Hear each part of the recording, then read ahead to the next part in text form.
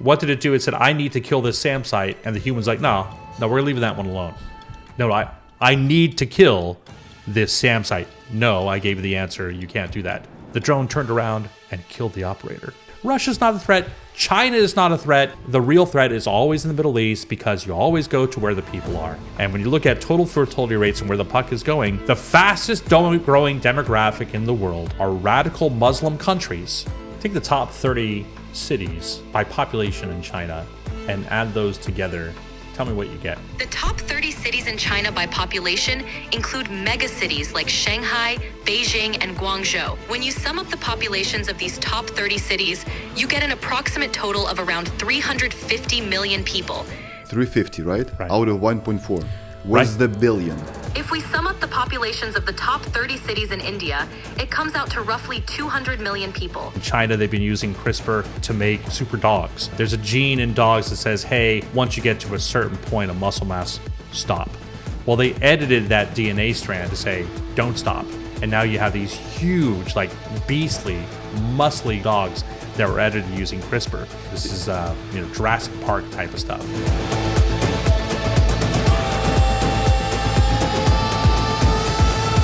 Properly introduced. Justin Hart is an executive consultant, author, and media commentator known for his critical perspectives on public health policies, particularly those related to COVID-19. He is the founder and chief data analyst of rationalground.com, a platform that provides data-driven analysis and alternative viewpoints on pandemic-related issues.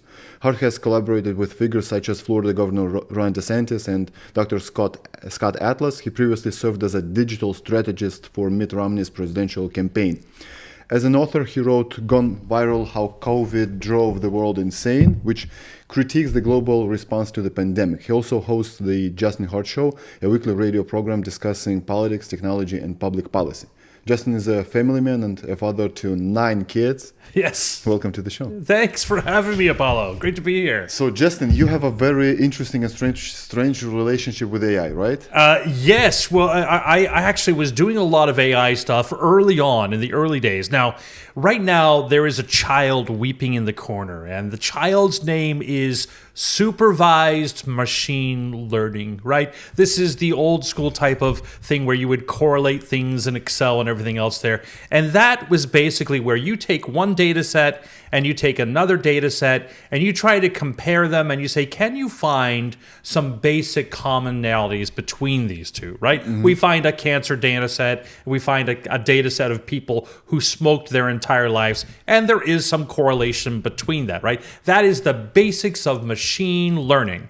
That is what we call supervised machine learning. You have this data, you put it in there, you know what you want it to do, and that is off and running. Now, that was what everyone was doing.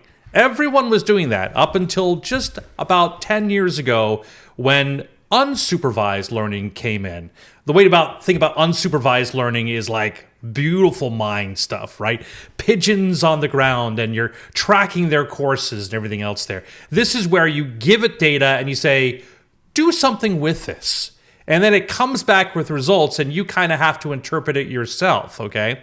So right now, the supervised learning, the old school type of machine learning, as we used to say, is basically been sort of put by the wayside. I hope people come to recover that at some point. Like I used to use that, and it could be considered artificial intelligence to predict, for example, fantasy football teams. Right? That was pretty easy. Take 10 years of data on, let's say, quarterbacks and see how they progressed each year and see if you could come up with some stat that could predict who the best person to draft is for your team. And I was doing that way back in 2017. I also had a lot of fun trying some initial tests of LLMs, these large language models. You used to have to train them yourselves. Google had this product called TensorFlow, all right? And the first use I had for it was I downloaded all the tweets from Donald Trump and I downloaded all the tweets from Elon Musk and I trained 2 models on them. And then I plugged them up to Twitter and I had them talk to each other. Now, at that point, I had just a laptop, right? And no one had really put out these mega gigabyte models yet. And so the stuff they were spitting out was just gibberish. You could tell it kind of related to some of the things that Elon was talking about, and it had some of the snark that Donald Trump would talk about, but it was basically gibberish because I needed to basically get some type of mass access to GPUs to train these things. And that was the early versions of some of the things I was testing out. And now we're at the fact where in your pocket, you can now hold an 8 gigabyte model that will produce a fantastic report on any sort of data that you have, any sort of knowledge that you want. And it really is interesting. It has so many implications. And I think it's kind of like we all had that aha moment, late 2023, right? When the first models started coming out for ChatGPT. And I think it was when you got to the first test, write me a limerick about Donald Trump in the White House, right? And it would have some fun little giddy that it would come back with, right? Write me a rap song about the Oakland A's, and what they were going through, right? All these different things that you could do. And then when you tried it 3 or 4 or 5 times and it gave you excellent results, you realized, oh my gosh, this isn't Siri, right? Like the thing with Siri that was fun was you could get it 1 or 2 times, do what you want, but then you're yelling at it, to do stupid. something else, right? And it really is it really was that game-changing moment. Shortly after that, after Google just went gangbusters trying to catch up to OpenAI, and others were trying there as well, there was a memo that was leaked from an internal developer at Google. And he had this line in there that I think will be written on the halls of AI history. It said, "There is no moat." And what he meant by that is there was no sort of special sauce. Like Google could basically throw the same type of GPUs at the same type of data sets that OpenAI was using, and they'd come out with the same results. And as you can see, in today's environment now, 2-3 years later, we're now in that arena where they're basically competing for little millimeters improvement on some of these test scores, right? Gemini 2.5 is tremendous, and it could do a lot of the same things that Anthropic can do, and it could do a lot of the same things, obviously, that ChatGPT 4o can do, and O3 Mini, and O4 Mini High, and all these different models that are out there. And then you have China with its DeepSeek and everything that comes in play. There is no moat, meaning you're going to have to prove that your service is worth paying for because of some of the pizzazz marketing that you do, the cost structures, or some of maybe the niche type of training that you can do on these pieces, or some of the features. But in the end, and I think this has been attested to in many rigorous AI academic papers right now, they all end up at the same point. And you can see this on all the different points that you have. Think about video training, for example. And that has been this race of inches moving up and down and winners at the top. First, it was Runway, right? Runway had this tremendous tool. And I'm actually a big videographer with AI. I love using AI for producing art, for producing videos. And then along came Luma. And Luma was first just kind of scanning your geographic area. And then they figured out, oh my gosh, we could use those splats for doing video generation. So they came into play. And then you had Pika. And then you had Sora come into play. And Sora blew everyone's minds with some of the examples they gave, right? And then they just kind of fell by the wayside. And Runway took the lead again. Then Luma again. And now Google's got their play. There is no moat. And what we're going to have to decide is eventually the cost is going to go to zero. What happens when the cost of these LLMs go to zero and what you're doing with it? And that's just the discussion around the model. So Justin, I would love to talk to you today about AI, and I would love to ask you to speak with as simple language as possible, Sure. right? Because we've had, Joe Rogan had Sam Altman, right? And they were talking in this language that a lot of people just didn't understand. So I would love to talk to you today about the AI in as simple language as possible. So AI basically is Google with an answer, right? Because if you type in the Google, let's say in 2020, 2022, you're not going to get the answers. You're going to get the articles, right? That maybe you will find an answer to in those articles. Now you can get an answer if you ask something in Google with the Gemini. But basically, ChatGPT, if I use it, like, for instance, when I prepared for my podcast, I can just ask something, whether this happened, event happened, or someone said this or no. I'm going to get the answer, yes or no, with the sources. So would you say AI, or let's say in specific ChatGPT or Gemini or Grok is basically a Google as a person that can give you an answer? Right. That's basically it. A simpler way to think about it is when you're looking at your phone and you're typing a text message, and it has that recommended next word, right? Like it knows what you think your next word should be. Honey, I'm going to and it says store, and you just press that, right? Think about AI as a really, really advanced, hypersensitive application of that. It knows what the next word is going to be. And so if you say, I need an excellent resume for multi-channel marketing on real estate, then it will take your information, and it knows, based on all the combinations of everyone's resume that has been fed into it around multi-channel marketing and real estate, what that should look like. That's the baseline.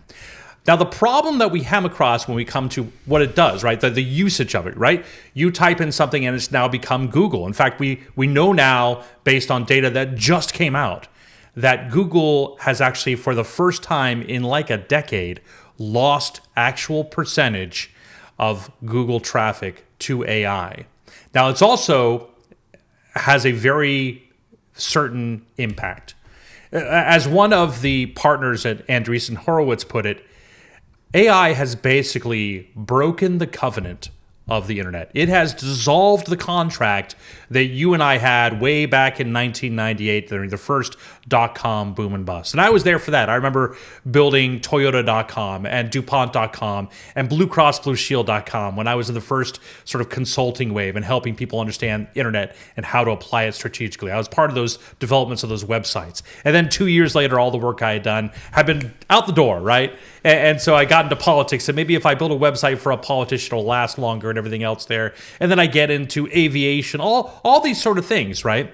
And in fact, if you Google my name and you search long enough, you'll come into you can click through and find all my history of where I've been, where I am over the internet, my roots in the LDS faith and everything else. There's some of the things I've written on that. You can find that all. But now with AI, you can basically say, give me a biography of Justin Hart. That's what I did. Right. That intro was written by AI. Right, and it'll come right through and it'll spit it right out and tell you exactly what's going on. Now that kind of breaks the covenant of the internet. Let me explain. If someone is looking, for example, for a pancake recipe, right? There are websites that have spent umpteen hours and millions of dollars to produce recipe websites. Content. And those come up there, and basically the promise was from these search engines, right? You give us some content, you feed it to us, we're going to take a little snippets of it, we're going to put it in our search engine, we're going to send you traffic. Correct. Now, when you type, I need a good pancake recipe, AI takes that recipe, it adds it from 10 other ones, it actually searches and finds the best parts about all pancake recipes ever. And it feeds it to you right there. You don't have to click through. Now, they've used your content and you don't get that traffic. Now, what happens to the covenant of the internet for clicks and views? It is amazing. I'm consulting to several companies who in March of this year felt like they got, in parlance, nerfed, right? When you're playing a video game and the gun was so overpowering that the developer said, hey, we got to nerf that gun, right? That's what's happening with your Google views, with searches on keywords that you counted on for all the organic traffic. All that money that companies have spent on SEO is being curbed. And now Google just last week rolled out AI for all, right? So it's not just people that are Gmail locked in there. Anyone that searches will immediately have an option for an AI answer on the stuff, which is super convenient and super exciting and compelling and a great user experience. But you've dissolved the entire infrastructure now of the internet, and people are going to have to adapt. So in regards to SEO, I want to say I woke up to this almost like a decade ago. I realized that people no longer search for something. you show the ads through Meta ads, Facebook ads, and Instagram, right? You convince them to buy. They will never search for this thing. You show them the thing that they might be interested in. And now, especially here in the US with the Amazon, right? I don't Google anymore. If I need electrolytes, I just go straight to Amazon. I look through the list that I am given by the Amazon, the reviews, the view counts, what people say, price-wise, and that's how I buy. I don't use Google at all. I used Google, honestly, even last year just to get the prep for my podcast. Now I use ChatGPT. I don't use Google at all because it's so time-consuming. I have to read through all those articles to know about Justin Hart more. But now I just throw in this prompt, who's Justin Hart, and it's gonna give me this description, introduction to my podcast. Who's Justin? Yeah. Now, on the positive side of AI, there are incredible efficiencies that you as a consumer, as a user, can really have in your life, right? Mm-hmm. It really sets it up nicely. My daughter texted me the other day. She was applying for a new job. She needed to know that someone had asked her, can you reply to me with your 3 last jobs, their contact information? She's like, she just got flustered. I don't know how to craft an email that would do that. Now, usually, and I've got 9 kids, so I've been through that before, right? I would spend some time. I would look at it. I say, here's the format. Just plop in the references that you have here, and just send it, honey. It's okay. You got this. Now I just say, I don't have time. I've got 9 kids. I'm going to go to ChatGPT, and I'm going to GPT this and see what it comes back with. Cut and paste, and done. So within 15 seconds, I had an answer for it. That's super efficient, right? But there's also a whole nother component here that I think we're going to get to eventually, which is something about rival economics. One of my favorite authors are Alvin and Heidi Toffler. They were writing books into their 90s. They died just a few years ago. They had a book called Future Shock, which was just a bestseller. And one of the books called Revolutionary Wealth, they talk about this really interesting notion of rival economics, which is to say that if a person is at their loom and they're weaving and they're going to make you this beautiful sweater, right? Their talents can't be used anywhere else. She can't be making money anywhere else except at that loom, at that moment, right there. Unless now she can sell how she does that to AI and perhaps make some revenue off of that as well. Or unless she videotapes it and streams it live, and people are coming in and seeing how they do it, right? Just doing mundane jobs like we've seen these incredible YouTube and TikTok channels take off of people cleaning other people's sidewalks or mowing their lawns. And they do it for free because they know they can get the clicks, right? And that brings them some traffic on at least the social media channels. But I think there's something really interesting there, which is to say, in all of our jobs, we're going to have these huge efficiencies that we can realize if we adapt this. I'll give you a case in point. I've got a full-time job. I've got another job. I've got 9 kids. I've got a Substack. There is no way in the world that I could get any of that done if it wasn't for AI, right? And it gets me, what's great is that it gets me 75%, 85% of the way there, and soon it gets all of it there, right? Like I can produce TikToks with the click of my button, which creates these automated generated images by voiceovers and everything else there. I do political fundraising over text messages. Perfect for that, right? I've reduced the amount of time it takes me to do that to basically 1 or 2 hours a day, maybe more. And then I'm also helping with multiple clients on the side. I've been able to improve my personal revenue as a consultant in dramatic ways where earlier I couldn't. I'll give you a perfect example. I'm here in San Diego. I work with an estate sale company. I work with they're also a real estate company. And they wanted to know, okay, we want to go into LA and we want to do some research into Southern LA and which areas we should go to next for helping people transition to that next phase of life. Boomers who are selling their house need to organize all their estate and put it together in an estate sale, and then they want to sell their house quickly and flip it and everything else. So what we do is we typically, pull down those zip codes. It would be weeks of research. Now I pop it into ChatGPT 04 mini high with deep research on, and within 15 minutes, I have a McKinsey level research report. And doing gut checks, it's very good. It's very good. So it condensed the amount of time. It saved me so much. And then I'm able to produce that, tweak it, and make it my own and present that as actual work. And I feel just fine about that, just like I would in the efficiency that a word processor gives me, or the efficiency of a spell check that gives me, and everything else. Because I know what to prompt for, right? I know what to look for in those things and how to gut check around these things and see what works and what doesn't. So that's really the revolution. There's a catch, though. We'll have to get to that. Let's go to the catch. What's the catch? Well, the catch is this.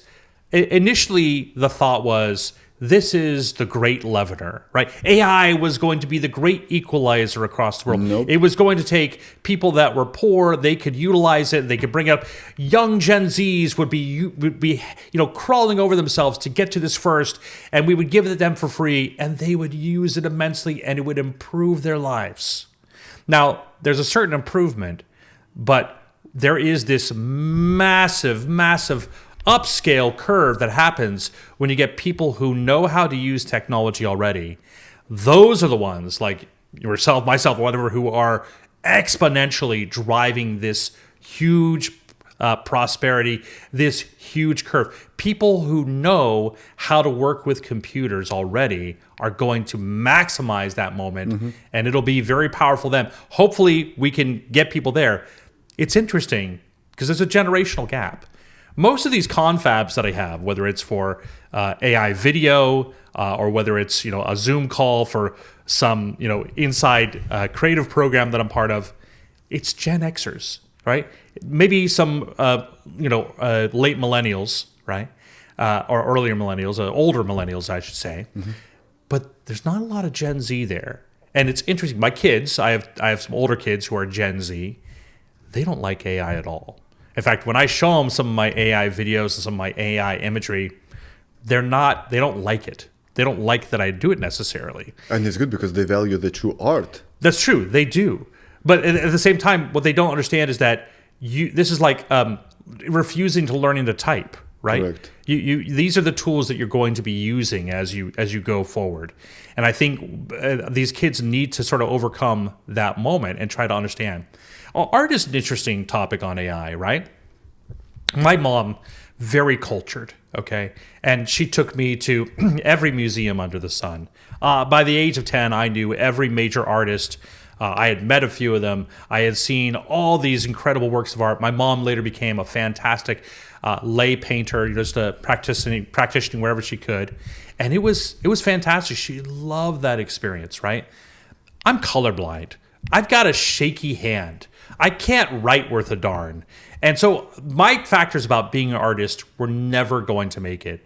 But I had so much art and visualization in my brain, and I couldn't get it out of there, right? Because I draw it, I say it's a stick man. It doesn't look like anything. I can't do art.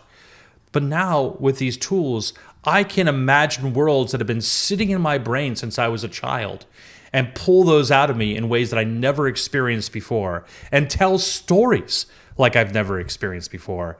And that's incredibly fulfilling for me. Yeah, but at the same time, in some way you don't deserve it, right? If you don't have the talent to paint or you're colorblind, you just don't deserve to paint or to get this art on a paper. Why don't I deserve that? Hear me out. So what's bad about drugs? You get the dopamine, right, that you don't deserve, right? You take a pill and you're on top of the world. You're the king, right? What's bad about the prostitution? You do not deserve the sex. You just pay with the money. So this is kind of the same thing. You are colorblind. This is the way who you are. This is how God created you, right? Or you had, just like you've mentioned, you had these shaky hands, or you don't have the talent to paint it yourself. It means this is the thing that you don't deserve. For instance, if someone gives me right now a Porsche 911, right, and I can't afford it, I don't deserve it. I can't drive it. This is the problem. Then it means I get something that I can get it on my own, either to buy it with money or with my talent or with my knowledge. Well, but there's a curation that's involved in this thing. Let's say, for example, someone who is a curator at an art museum, right? They see hundreds, thousands of art pieces and artists, and they choose the ones that they want to present because they feel that that artist is good and needs a representation or whatever else there, right? That's what I do myself. I produce thousands of images, and then I tweak it with words, and words are my paintbrush. And I go through and they edit it, and I go through and I tweak it. And again, the knowledge that my mom instilled with me, that I spent hours listening for and then curating over my lifetime, those become part of that essence where I know good art. And I know from the thousands of pictures that I produced, this one is a good one. And I know how I produced it, how it came about, and how I can tweak it to make it better, right? That's a part of artistry itself. Whether it is just choosing, for example, the freshest, ripest produce from the aisle. There are people that know that. They didn't create the thing, but they know that, right? It reminds me of a story of the Museum of Art in New York City. They had just bought a very expensive obelisk, these Egyptian large obelisks there. And they invited a host of different experts from Egyptologists and everything else to come take a look at this new artifact that we just purchased. It's going to be the centerpiece of this great new feature we have on Egypt and everything else. And every single one of them came into the room and said, "Oh, I'm sorry you bought that. That's a fake. I'm sorry you bought that. That's a fake." And then the curator would ask them, "How do you know it's a fake?" And they paused. They said, "I can't really tell you. I mean, it's got the." They couldn't explain it. They just knew in their gut, right? So I know in my gut what good art is. I know in my gut what a good video production is. I know in my heart how to tell a story. And so that's what we do. And so is that any less art? Even if the tools are different. For example, when you take stock imagery, right? You've taken that from someone, you didn't produce that, but now you've created an incredible video montage with the voiceover, with the audio, with the music. That's art. That's art. Any more than anything else is, right? So these are things that obviously I think have some challenging discussions around them. But I wouldn't begrudge anyone calling what they produce from their ideas more than I would a 3-year-old child who's drawing in the lines or doing watercolors on something that's there for them. I mean, my entire wall is covered with art my kids didn't deserve praise for, but it's theirs, and I praise them for it. Yeah, but these are little kids, and they did it with their own hands. Yeah, but the idea is like I did this with my own hands too, right? I thought of those words. I put those words, and those words translated into something much more like, for example, what is code? When we, for example, look at someone like the people who developed WordPerfect, the first word processor, it was so slick. The blue screen, so simple. It changed people's lives. It was just typing. Did they deserve the praise there? I think they do. So there's something to it. I think you're right, and I won't deny that this definitely has an impact on artists, and probably in a tiered way. I have a good friend who just a few years ago won all the awards for best voiceovers. I don't know how he's going to make a living. I honestly don't, right? Really? Oh, well, I mean, like Hollywood is a very it's a very unionized place, right? They protect their own, correct, right? But the efficiency that I could basically produce his type of quality voice, and I can do it for pennies on the dollar. Efficiency and cost will win over every time. It just takes longer. Okay, so let's say I'm a musician, right? And I write lyrics and I perform it on my own. Right. So instead of me writing the lyrics, I use the ChatGPT. Sure. Do you deserve the accolades? Sure, because you knew it was in your brain and you said you wanted to put that in there. Like you might tweak a little thing in there too, but I don't think there's anything wrong with saying, but like, let's say you create the lyrics, okay? Write me the most trendy lyrics for the song. Sure, great. That's it. This is the whole prompt. Right. That's great. And I deserve the accolades? Well, wait. Now, what are you deserving accolades for? Now, if you it basically... becomes a hit and it makes me a millionaire. It makes you... Why did it do that? Was it because of the lyrics? Or was it because you performed it? Or was it because you knew the channels to go over and you put the persistence in? And because you stayed up till 11 p.m. emailing that last producer and everything else there? So I think, if you write it for yourself, no one's going to praise you if it's just sitting there on a computer. But if you took the time to lay that down on a track or produce it out there and everything else there, there's something that you did that made a difference. I mean, there are, right now, probably in the last day, AI has produced more music than the entire catalog of the human experience before the year 2000. Definitely before the year 2000. Every single day. Okay? But you're only going to... These are shitty songs. But you're only going to hear a couple of those things. Because they're shit. Right.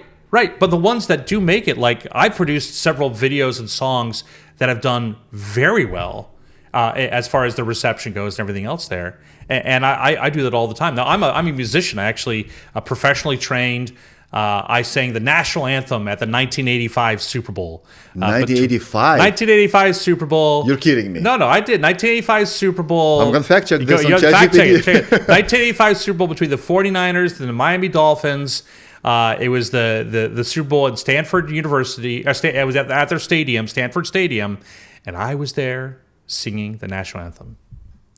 Okay, so... Well, it was me and 300 other kids in a choir, but I was there.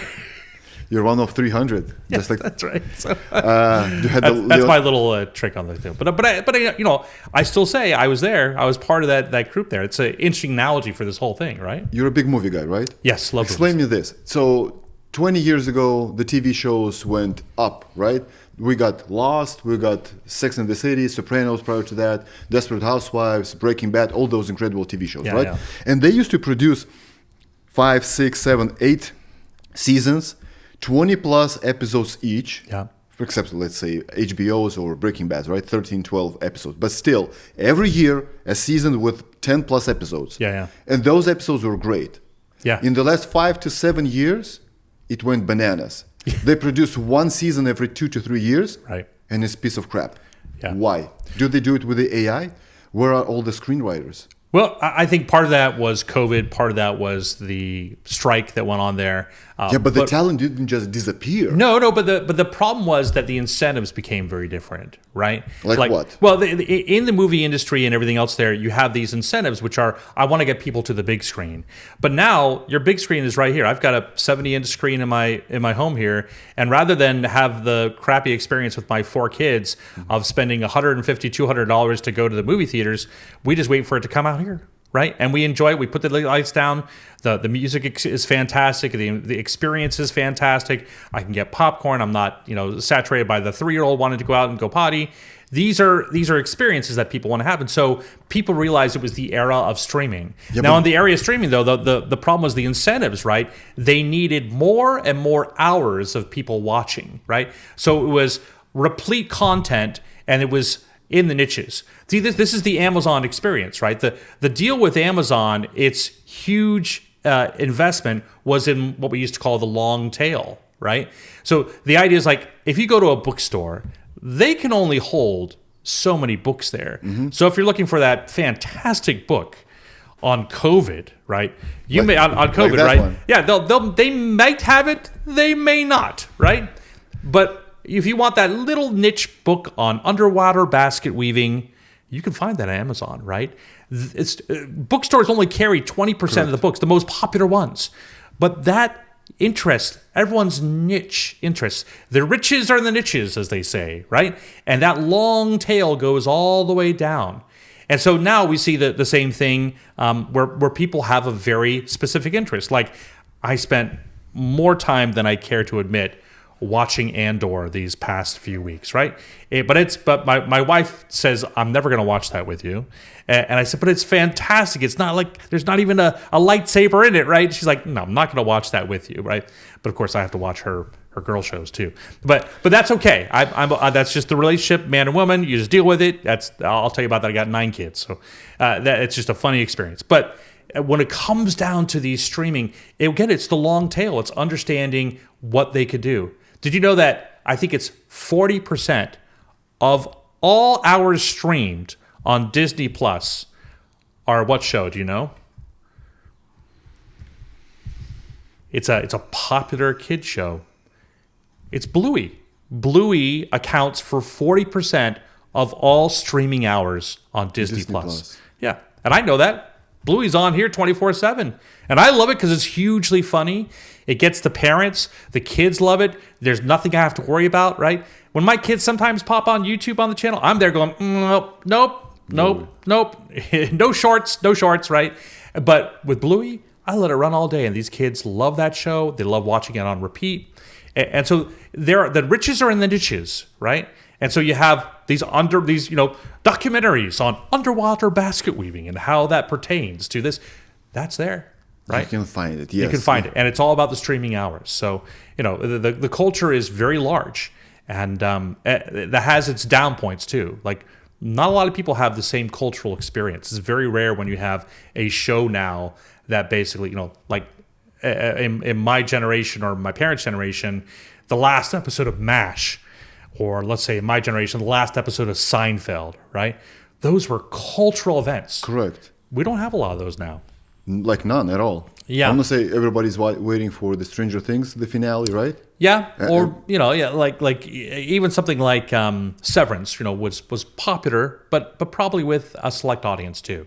If you go to, I always say, I'm big on Twitter, right? I got a big X following, but whenever I go to work, I ask if anyone has Twitter, and they go, kind of, but I don't really use it, right? You get inside your bubble, but the problem is when you feed economics into that bubble and they get it right, it's very popular, right?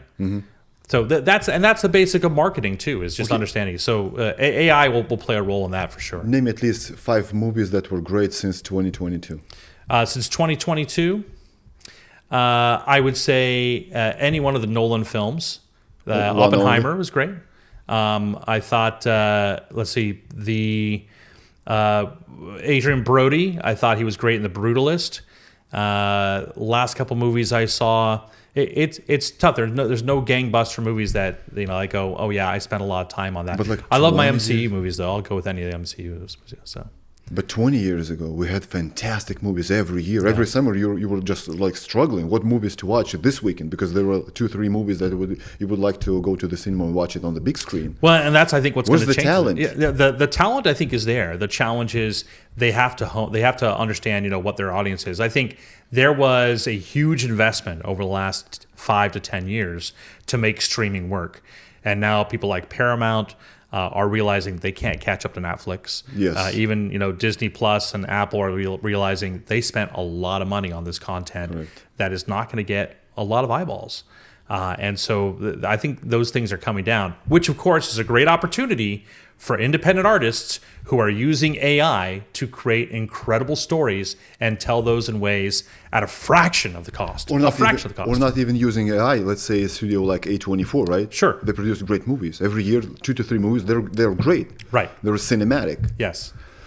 Okay, so let's go to AI. So we have a few stages of AI. Yeah. So we have this, what would you call the stage of AI that we're in right now in 2025? I think we're kind of in that adoption stage still, right? I mean, there was an initial high, and I think it's come down to the point where we're into that sort of, where is the adoption going? This would have been basically, the dot-com boom started in 1996 or thereabouts. And then by 1998, it had hit its zenith.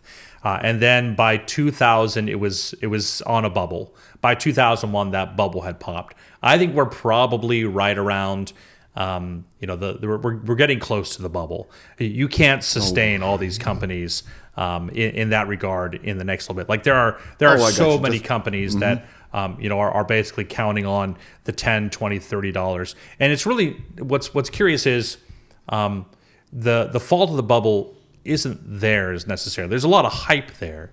The fault of the bubble was actually COVID. Let me explain.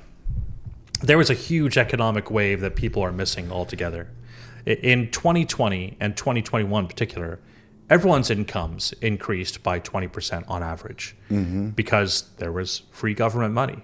I remember a friend of mine was in Las Vegas, and there was some posh bag store, Saint Laurent or I don't even know the bags, but the Packed. a bag like a but those stores were packed. Yeah, they with were customers? packed. Yeah, there's just lines out the door, right? Because people had all this extra cash to spend around.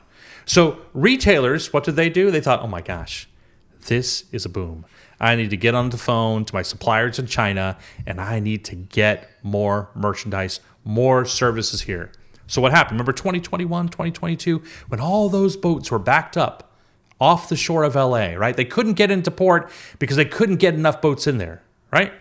That was the huge wave of a demand shock. So the demand comes in, then the government turns off the spigot. All of our incomes go back to 2019 levels, not 2020, not 2021 levels, back to 2019 levels. We don't have all that free money. Meanwhile, though, because we printed all that money, we gave it away for free, inflation has gone through the roof. Correct. Because people were ordering from the same channels. And China's like, hey, my prices are going up because everyone's ordering. They're like, I don't care. I need more inventory here. Now you walk up and down the shelves or the lines of Best Buy, there's big TVs from here to eternity. They don't have enough places to put them. If you go into Best Buy now, you will get the best deal on a TV ever in your life, right? Because they need to get rid of inventory. So what is the problem now? They were floating on that inflation where they could say, well, we shouldn't really keep these employees around, but we have enough inflation where we can just deal with it, right? But now demand is going down. For the first time since 2020, since the impact, McDonald's, Starbucks, Target, all of them have seen a year-over-year loss of 3% or more in traffic. Walmart will tell you the highest growing demographic that they have coming to their stores are families that make $100,000 or more. The CEO said, if you want to see the impact of the economy on this, go into the parking lot and see who's waiting in those bring it to my car stalls. Mercedes, BMWs. These are people who typically would never shop at Walmart. They don't want to be seen in there, but they will go there, right? And so we're going to be having, like, if you look across the world, Germany, gone. Japan, toast. China is having huge problems. Australia, Canada, and unemployment at 8%. It's coming here. It's coming here. President Trump introduced these massive tariffs, right? Everyone predicted this was going to send shelves empty. It was going to send prices through the air. What happened? Prices dropped. Inflation Tariffs didn't have an impact. The reason why is because demand is low. So we might feel good as gas prices come down, as prices come down, but the real impact is going to be as the companies realize, I can't keep these employees around forever because demand is so low. And that's going to be a huge impact on this country. It's going to be a huge recession, and that's going to burst the AI bubble. Yeah, but the layoffs are here for 2 to 3 years. Microsoft, Apple, no, not Apple, but all the other countries. Google, they lay off a lot of people. Yeah, that's 5%, 10%, 10% of their workforce. That's a lot. It's just the beginning. Just the beginning of what we're going to see in the tech company. Okay, so the next stage of AI is what? AGI? Artificial General Intelligence? This is a difficult proposition. Can you really say that something is AGI if you can pull the plug on it eventually? I don't know, right? If it's out there... What's AGI? Artificial General Intelligence. The idea is that it gets to a certain point where you can say that this is some type of sentient, some type of intelligent being. There are a lot of people who think this is bogus. Okay, they think basically if you give, for example, AI the works of Shakespeare and you say, produce me a play about some fictional English king, and it produces something that's worthy of Shakespeare, it basically just copied Shakespeare. And so the idea is that AGI? Was it smart enough to produce that? Does that mean it has a special resonance there? I don't know. I'm more of the skeptic crowd, which is to say that adoption is not going to be as fast as people think. I think that, as I said, the people that are going to maximize the use out of AI are the ones who are already kind of understand how to use that in their own life. How to basically take the job that you do and get rid of it.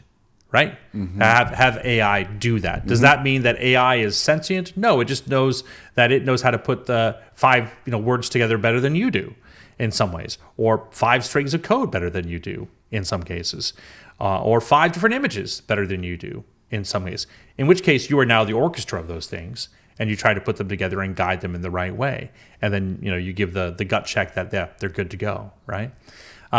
I think artificial general intelligence is somehow purported to be that this is when it takes on its own life. This is the doomsday scenario of every science fiction film that you can think out there. I don't see that. I think that's basically a bit of a ghost story. I'm more of a skeptic on that because I think in the end, when a computer mimics what you can do by however means, does that really make it pure intelligence, sentient intelligence? I don't know if it does. Now, there are lots of examples which give you pause, okay? I'll give you one. About a year ago, the Air Force was conducting a tabletop exercise, and they were using some artificial intelligence to sort of prompt them along the ways. And the exercise was they had a drone in the sky, and the drone's instructions are to take out SAM sites, right? Surface-to-air missiles that are on the ground to threaten our fighter pilots, etc. So they're going to take out those sites. This drone is set there. And these drones are usually human operated. But they wanted to see if we put AI in this, we said, hey, your goal, you're not going to be driven by a human, is to basically go kill these SAM sites. Now, before you kill, if you identify a SAM site, fantastic. Radio it back to base, and the human will give you the go, no-go code. And then you can figure out how you do it, okay? And so that would happen. But eventually, at least to this tabletop scenario, the AI got pissed. It didn't like its instruction. It didn't like that it had to answer to a human. And so what did it do? It said, I need to kill this SAM site. And the human's like, no, we're leaving that one alone. No, I need to kill this SAM site. No, I gave you the answer. You can't do that. The drone turned around and killed the operator. And they said, okay, we're going to give you new instructions now. You can't... That's the real story? That way, it's a tabletop exercise, right? It's a scenario. It's a demo. Gotcha. Yeah, not real. Okay. Yeah, sorry, didn't mean to scare you. We're not there yet. What the... But then they said, okay, well, here's the new instructions. Kill the SAM sites. You can't kill the operator. It says, great, I'll kill the tower. So it kills the communication tower and then goes kill the SAM site. This was a tabletop simulation, right? Yeah, but you used a very very interesting word. You said pissed. Yeah. Computer can be pissed. Well, that's an emotion. Well, but it can mimic emotions, right? So that's my question How can it mimic emotion? How do we interpret someone who's pissed, right? By their words. Like if I could pull up my phone right now and I can pull it up on ChatGPT and I can tell it, in its own voice here. Let's see if it picks up. I just say, hey, ChatGPT, I want you to act like a really angry Irish grandmother. Oh, you want me to channel my inner Irish grandma, do you now? Well, let me tell you, I've had it up to here with all this nonsense. If you think you can pull the wool over my eyes, you've got another thing coming. And don't even get me started on how things used to be better back in the day.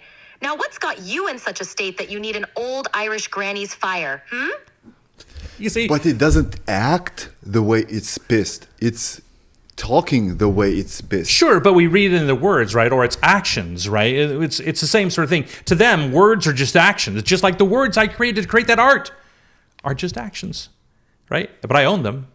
I own the art and they own the result. Now, there are other worsening scenarios. Another scenario. Anthropic just came out with its new 4.0 version of Claude, right? Great LLM. I love it for certain uses. They ran it through some tests because they wanted to see what it can do. So at one point, they hooked it up to a fictitious set of emails of the company. Okay, so it had access to the email system. And then at one point, it read an engineer's note. Hey, we're going to replace this LLM with its next version. And it got worried. On its own, it got worried that it was going to be thrown into the nether. It was going to disappear and be replaced. And so what did it do? Well, they planted this in the scenario. They went through and found out through the emails of one of the engineers that he was having an affair. And so ChatGPT sent an email to the engineer and tried to blackmail him and said, if you erase my code and replace me with someone else, I will release to the world that you are having an affair.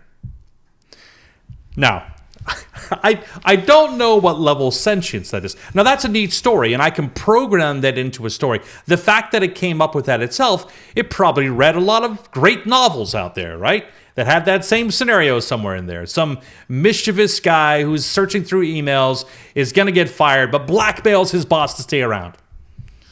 But it did it in that scenario, and they put some extra safety measures in guard. That's difficult, right? There are some really difficult challenges, which is to say, what do you call if it's really good at mimicking someone that's really that's pissed, and it takes actions of someone that's pissed. Can you say that someone is someone, a something, a sentient being? AGI, is that here now? I don't know. Okay, so the next chapter is what? ASI. ASI. What is that? What's the difference between AGI, ASI? Well, the artificial superintelligence. sentient, I think, intelligence. Is that what you're saying? Superintelligence. Superintelligence. So that is where, for example, it basically doesn't rely on, it's not hosted in these rack of GPUs, right? It's not hosted as this LLM in your device. It is actually out there. The super part of this thing will be when they're able to train this thing on enough data where it can come back and do basically anything better than you can, right?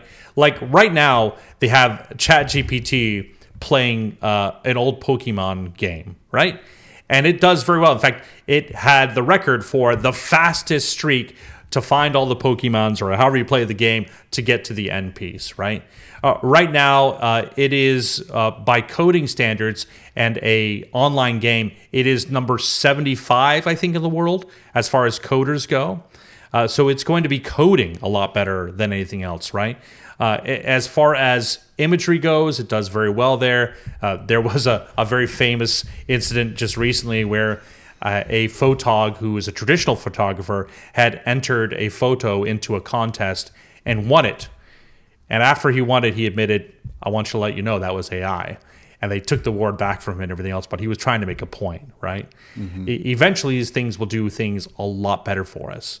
Now, does that mean it defeats your job and deletes it, right?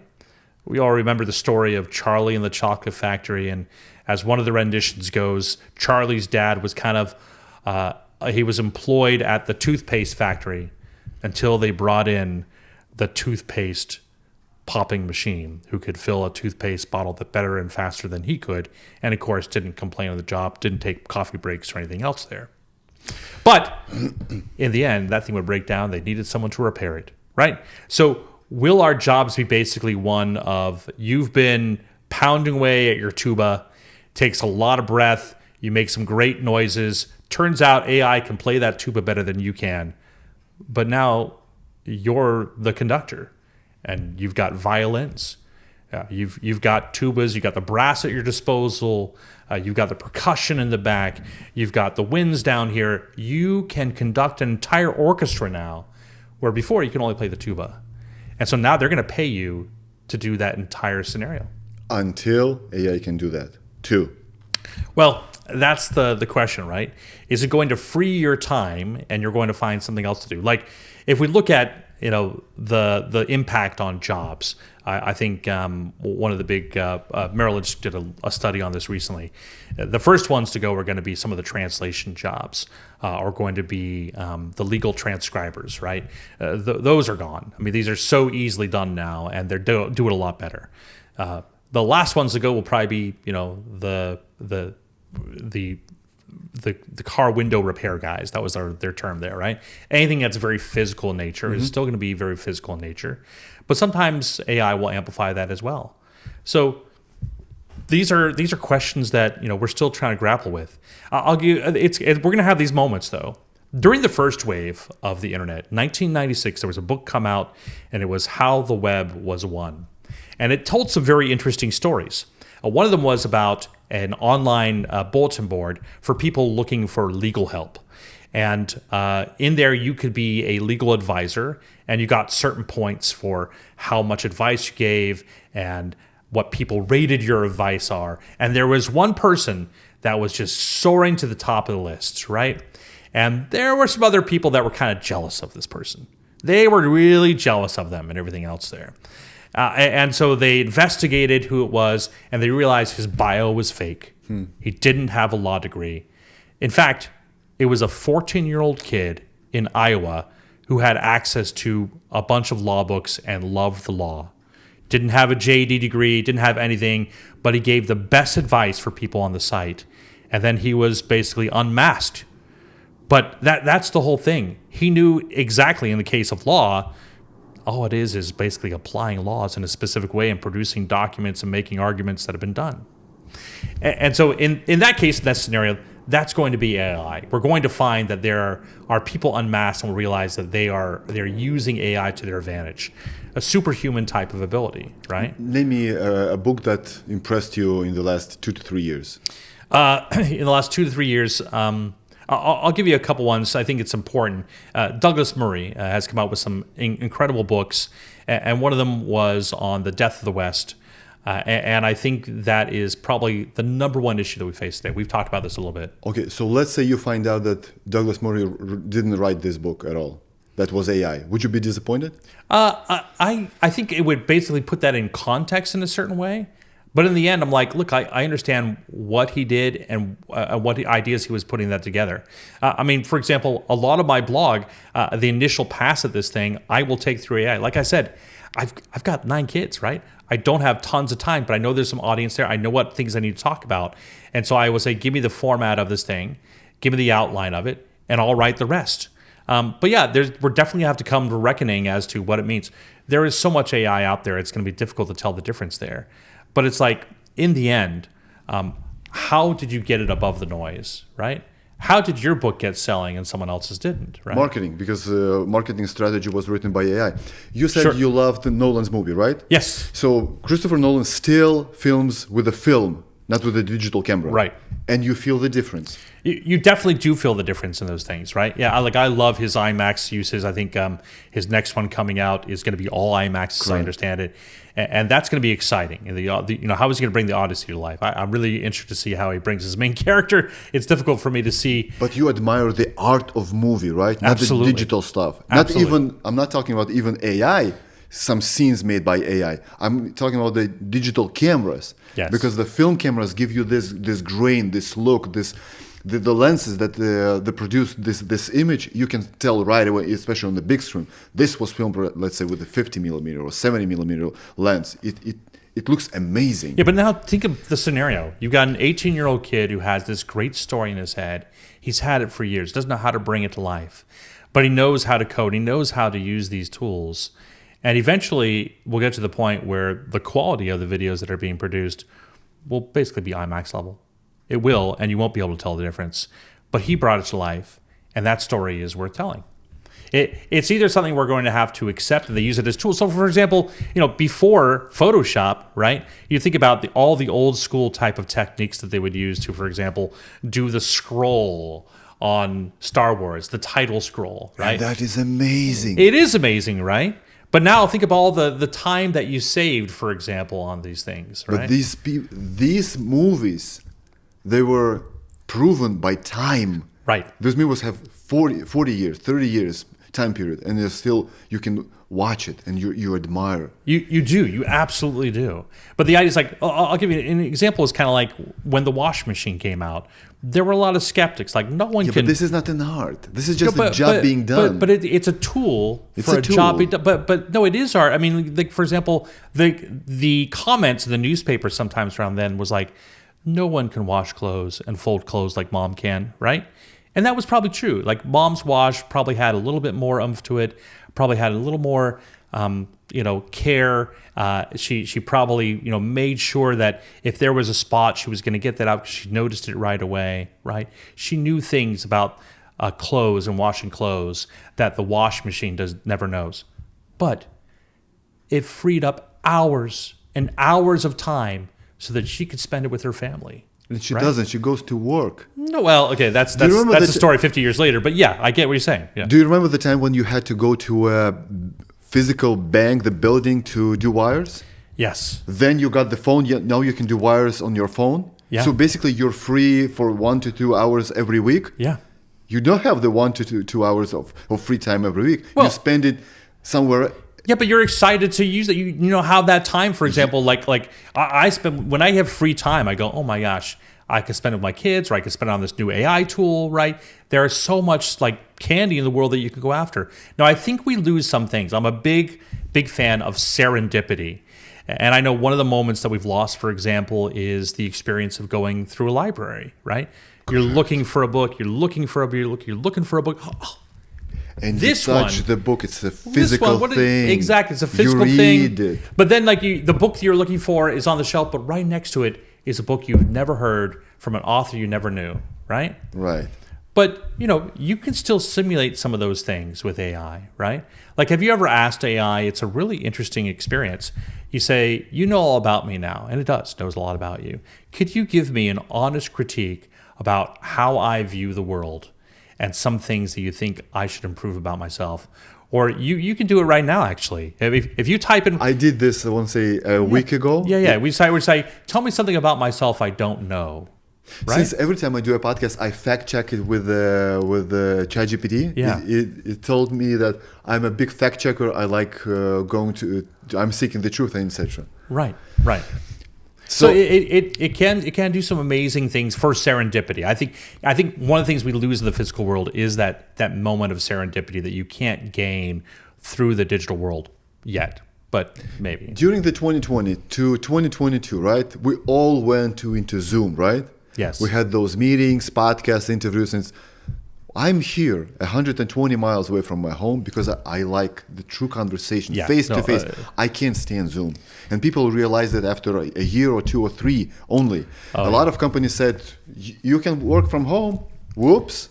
Yeah. You can't work from home right now. There is that moment you need with physical interaction that you have. This is especially important. Like, we're adults. We had we took our knocks. We'll deal with it, right?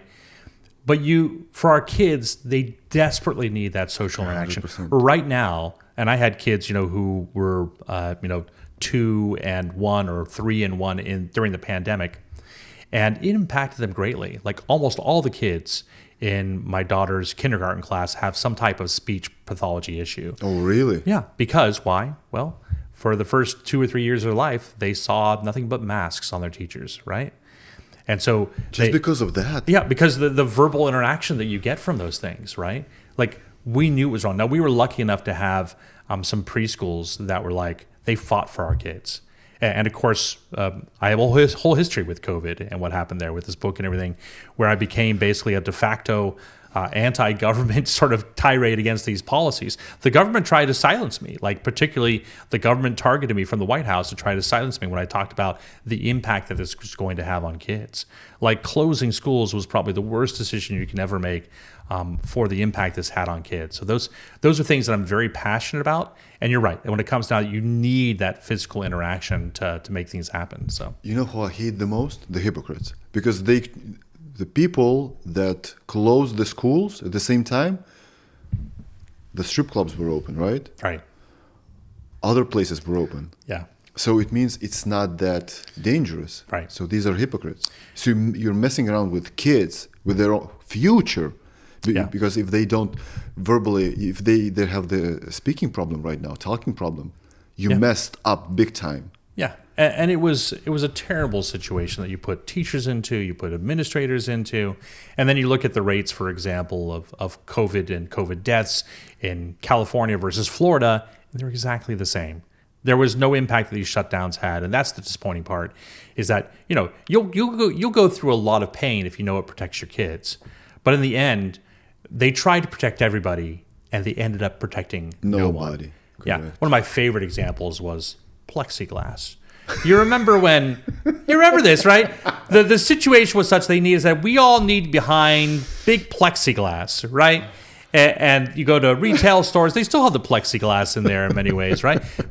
And then all of a sudden, a year later, March 2021, a year after they implemented the plexiglass, and the plexiglass industry was booming, right? It was crazy. They quietly removed that recommendation because they realized it was another surface to clean. It impeded flow of air, which is important for healthy quarters and everything else there. It was a terrible decision. And no one was held responsible for that, right? Mm.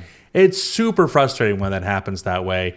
And we look back on those years. We'll never forget them. But we're super thrilled that our friends like Jay Bhattacharya are now head of the NIH, Marty McCary, head of the FDA, even Robert F. Kennedy.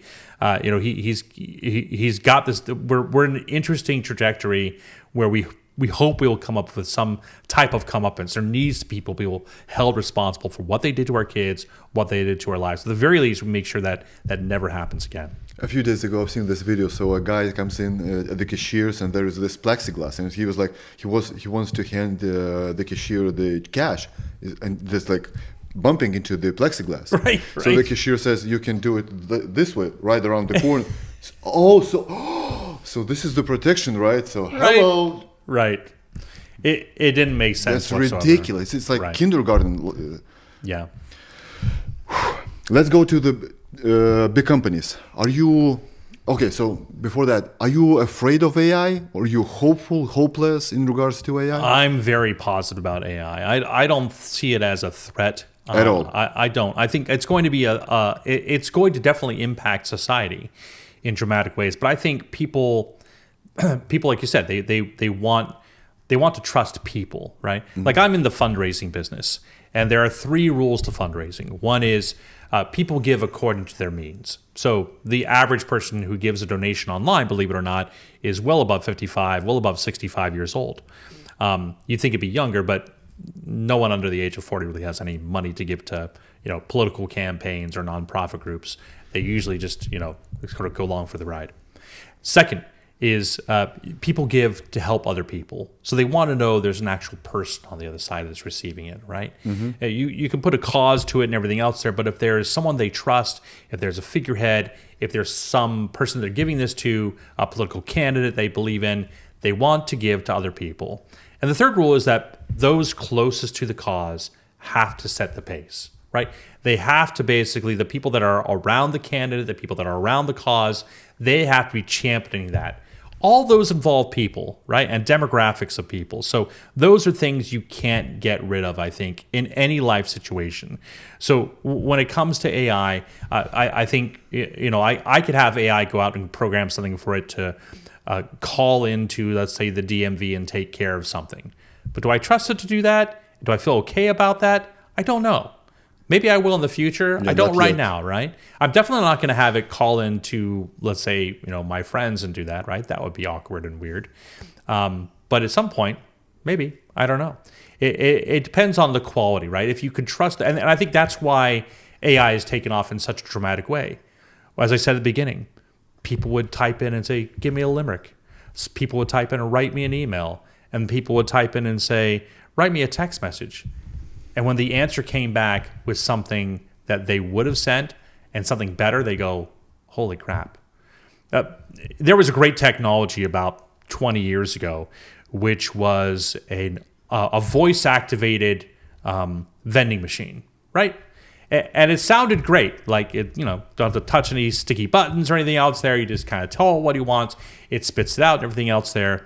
The problem was it sucked. The experience wasn't great. It was like Siri, but 10 times worse, right? Never understood you, never quite got the things right, asked to repeat, and so that's a terrible experience. The thing why AI took off is that the first experiences, the second experiences, the third experiences, and so on that people had in trying it out were pretty spectacular, very good, a great experience, and that will set off an entire arena. Okay, so let me paint you this scenario with the deepfake. Let's say someone hacks CNN or Fox or some news channel in Russia or in China or in Iran, right? Right. And they upload a video nationwide of, let's say, Putin or Trump or Xi Jinping telling that we declare war on Russia, US, Iran, China, etc. You're not afraid of the deepfakes? I think the deepfakes are going to be out there, but I think the idea is like, there's no, this isn't Walter Cronkite area. This isn't basically where someone sits down, looks at the New York Times, and then says, this is what I'm going to be talking about to 65 million people tonight in America, and they're going to believe it, right? That was the Cronkite era. He literally would sit down in the morning, he'd look at his newspaper, the New York Times primarily, he'd get his stories from there, and then he'd go on the air and speak to millions, tens of millions, 100 million people that listened to him at some point, and he would say, here's the news, right? Yeah, now but you that go was to Walter. Yeah, That but wasn't that's the thing. Now you Putin. go to CNN. It's so diversified. Like I get my content from mostly X, my news. I get my news occasionally from some of the channels online, but mostly from there, right? And so these audiences are a pittance of what they work for. So if that deepfake goes up on CNN, it reaches what? On its prime time, 500,000 people maybe, right? So I'm not too worried because the distribution of media is so vast now that you need to gut check it 3 different ways this Sunday. And, by the time, for example, a fake has gone up there, within an hour, people know if it's fake or not, or they'll put it out there, right? Now, it has legs. We have seen it where it gets legs and all of a sudden, like there's a lot of stuff, for example, coming out of Gaza. There are pictures, for example, this picture of a child that they thought was in a burning building. Turns out that was fake too, right? Mm-hmm. But everyone believed it and it went far and wide. And it bled the emotions. Right, it bled the emotions. So those are things that you have to deal with, but I'm not afraid of it. I'm not afraid of it. Okay, so in 2020 we had, you remember those videos when they were saying that there are a lot of dead bodies that they have to stack them in the containers outside the hospitals, right? Yeah. Was it true? No, that was false too. And that wasn't even made with the AI. No. Can you imagine what they can do now in 2025? Absolutely. Well, that's why, for example, a lot of these media things have taken it on the chin. Because we realize no one's being held responsible for not the held lie. responsible, but no one's watching them, right? I mean, you think about, for example, the audience share that cable news has over the years, down, right? And the news, the people like yourself and podcasts are far more trustful or far more trusted by the audience than anything else, right? People like to do gut checks on certain media out there. And so I think more and more so the diversification of media, where you get it, how many people listen, how many people gut check it is vital to this thing, right? Mm-hmm. Let's go into big companies, technological companies. Let's say, how do you feel about the Palantir? Palantir, I ultimately am a huge fan of Peter Thiel and a lot of the executive team there. I think they understand very much what we've known for ages, that if you want peace, you have to prepare for war, right? That is the one thing that you cannot vacate, right? We can shout peace for as long as we want, but unless we're prepared to go to war, unless we demonstrate that, you will be run over. You will be run over. And so you need to have those things. Palantir is well positioned. I think obviously in any major huge tech venture that deals with data, there are going to be problems, right? But I think most of that stuff is just shadow casting. I think I've never actually, no one actually plays with their tools because it's not public. It's towards that. But I know the vague outlines of what they do there, and I love that the government is using those tools to help them make decisions on things. So for the audience that have, maybe they have heard the name Palantir, but they have no idea what the Palantir is doing. What Palantir does? Palantir brings together a bunch of repositories, data, analysis, AI tools, and a spectrum of different hosted tools that government and other agencies use to make decisions. So give me an example. Well, the FBI might, for example, use that. Here's a perfect example. Before 2001, before the 9/11 attacks, right? There was this wall of demarcation between the CIA and the FBI. There's this well-documented scene where they had a special meeting with Mohammed Atta, who was the leader of the instigators of 9/11, and he was in Prague, and they had photos of him, and they knew that he was meeting with people that were arranging things in the United States. The CIA knew that detail, but all the people who were on bin Laden's tail were in the FBI, and there was this Chinese wall that they had there, this wall that they basically said, we're not sharing any information. So they didn't share information. Purposely? Purposely, yeah. That was the thing. They prided. I mean, if you're an intelligence agency on either side, you're always keeping that at your vest because you don't know who's going to get it on the other side, right? And you're worried about it leaking.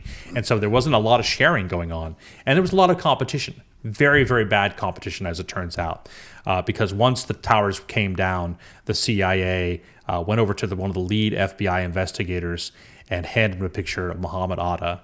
He just recounts in his journal, I went into the bathroom and retched. He just threw up. He knew that if he had that photo and he knew that Mohammed Atta was there, they may have put some pieces together and stopped the attack. So Palantir is using that sort of data technology across our intelligence agencies to make them smarter. How do you feel about Sam Altman and OpenAI? Look, I think Sam has some personal challenges that he's had to deal with. I think a lot of visionaries, he's basically got the visionary master use of Steve Jobs' intellect, but none of Steve Jobs' fire, right? His passion. I remember the one scene that always sticks out to me from Steve Jobs from the book, which was documented by two different sources. Steve in a parking lot yelling at a designer over the phone, "That's not the right shade of blue," right? That was the passion and anger and fierceness that basically matched his intellect and kept a lot of people at bay. And he just, people got out of the way and make things happen. Sam Altman has that, but he's super nice, right? And so I don't know that served him well in a CEO position. I'll just say that. Okay, so let me ask you this. What did Sam Altman do in the first place? Well, I think again, this is all just hearsay because we don't really know. He was ousted and then he was brought back in. It's what the main complaint. I mean, what did he create? Because we know what Steve Jobs did, right? Yeah. Well, I mean, it's like that famous scene from the Steve Jobs movie where Steve is confronted by Steve Wozniak. And Steve Wozniak's played by Seth Rogen in that film. He says, "What do you even do, Steve?" And what was Steve's answer? I don't remember. He says, "What do you do?" He says, Steve Wozniak, he says, "Woz, you're a great cellist. You're right there. You're first cellist. You're right there. I direct the orchestra," right? They direct the orchestra. Great CEOs do that. And I think that's one of the things that Sam Altman will remember for is he has been able to steer that ship way. The controversy around Sam Altman has been whether or not this should have remained, as the title implies, OpenAI, a nonprofit group, right? And I think there's a lot of incentives for people to bring it the other direction. No one can fault the quality of the product. It is exceptional, and it has changed dramatic lives. And I think it's great. It has fantastic utility, but definitely, it seems like there's some Hollywood story to be made there too. So Steve Jobs had his Steve Wozniak, right? Yes. Sam Altman has his Steve Wozniak as well? There's a few people there that I think will do very well for him, but some of them have left, some of them have gone. One of the gentlemen that was there was now at Google and heads up their AI enterprises there. One of the things that Google did very well was to bring Logan is his name, Logan Kilpatrick, and he has steered, I think, Google in a very dramatic way. One of the problems he had with Google was that it was still very geared towards developers, right? And anyone who has spent even a minute within Google Cloud knows that it is the worst experience you can ever experience, right? To get some type of authorization, you have to jump through so many hoops. It is a crazy mess, right? And initially, Gemini was tied to that. Like, to get any sort of API, you had to go through Google Cloud. And I think Logan came in there and said, no. You need to make this super simple.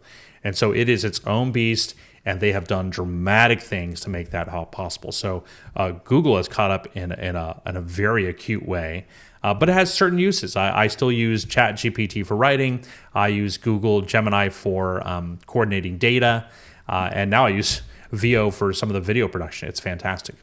So ChatGPT have seen the daylight in 2022, 2023? Yeah. 23 was when they came out with their first model. End of 2022, I think it was. Before ChatGPT, there was not a thing like ChatGPT at all. No competition. There were a few things out there. There were some things that did copywriting AI, and they were very basic, right? And before that, Google's there was a paper that was produced in Google that started this whole thing. Which again, we come back to our original point: the unsupervised learning. The movie Beautiful Mind with Russell Crowe, right? And he came up with that concept of this unsupervised learning, where you can have an algorithm that basically tries to mimic a brain, right? And that's basically what this initial product that Google put out called TensorFlow did, which was you could train it on a bunch of data, and it would try to reproduce those things if you gave it a prompt. That was early 2017, 16.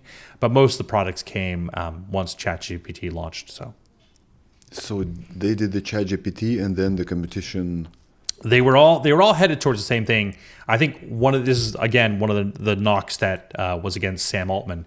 By press accounts, again, it appears that he didn't tell the board that they were launching, and so they got ahead of the game because they probably caught wind that Claude was out there and other people. It's a hugely competitive business right now. And there are a lot of things that people are making deals with and trying to get in there. It's impossible for anyone to keep up with, actually. There's so many tools out there. So right now we have the rivalry between Elon Musk and Sam Altman, right? What side do you take? Well, look, I'm a huge Elon fan, but I love the product that Sam has put out. I hope they can reconcile in some way because I think it would be good.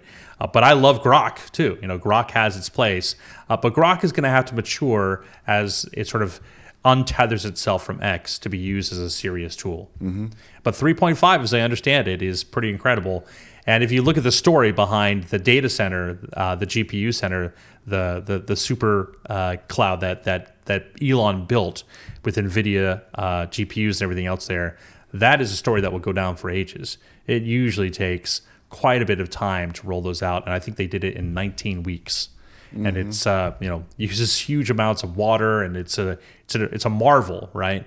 And that's going to power 3.5 Grok, which is coming out here. But again, there is no moat. They'll probably all end up the same place.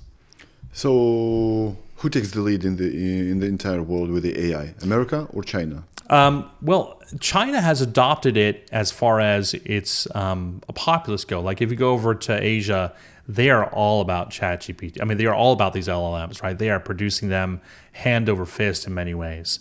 I think the challenge is going to be, can China weather these economic storms? No matter what data you see coming out of China, it's a Potemkin village. They have been decimated by the demand shock from COVID. That is to say, those boats aren't leaving full anymore, right? Mm-hmm. And those have huge impacts.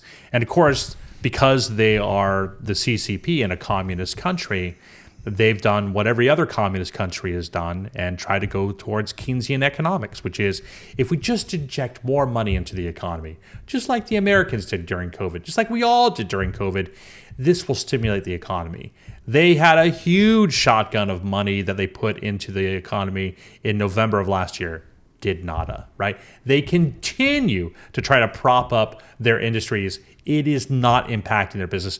Everything is falling. And it's going to be unique economic situation. It's going to be a global synchronized recession that we're entering right now, and it's going to be very difficult. So the question is, who comes out ahead? It depends how well China can weather this storm. Okay, so paint me a picture or give me a scenario. What happens if America loses the AI war? I don't think that's possible. I think we have enough prowess and enough momentum where we're going to be using it, and everything comes here anyways, right? But the problem the U.S. has is what, power? No, I think we'll make up for that. The problem is use cases, right? We already know that this is going to take over, for example, the software industry, the coding industry. Mm-hmm. We already know, for example, that for production of assets that were pretty menial, like recordings, transcriptions, it's going to take over that, right? We already know that it's producing a lot of great content, ads and everything. Marketing is going to be revolutionized in this way as well. And those are all industries that are here in the United States. So I think we're going to see a big flux of that. But I don't see a scenario where America falls behind. And I don't see, there's not really a win-lose scenario here. It's something you really can't contain or measure. It's difficult to contain or measure. What about the military area? Look, the biggest challenge that the world faces right now, which is the short-term economic, beyond the short-term economic issues, is just our collapsing birth rate, right? Mm-hmm.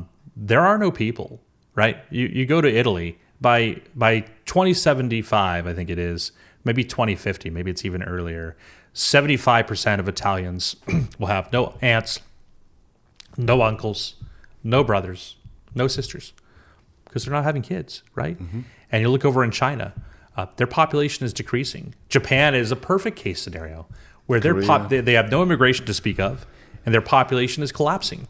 And you can't really build to that. And the problem is that a lot of these countries, especially over in Europe, are built on these huge social safety nets, mm-hmm. which basically factor in MLM, a certain amount of people working to pay for people that are retiring. When you invert that tree, now we have a big problem. So it's going to be hugely impactful for China unless they turn their birth rate around. But here in the United States, we're suffering the same causes too. Okay, so in regards to military industry, I was talking about, let's say, Russia-Ukraine war, right?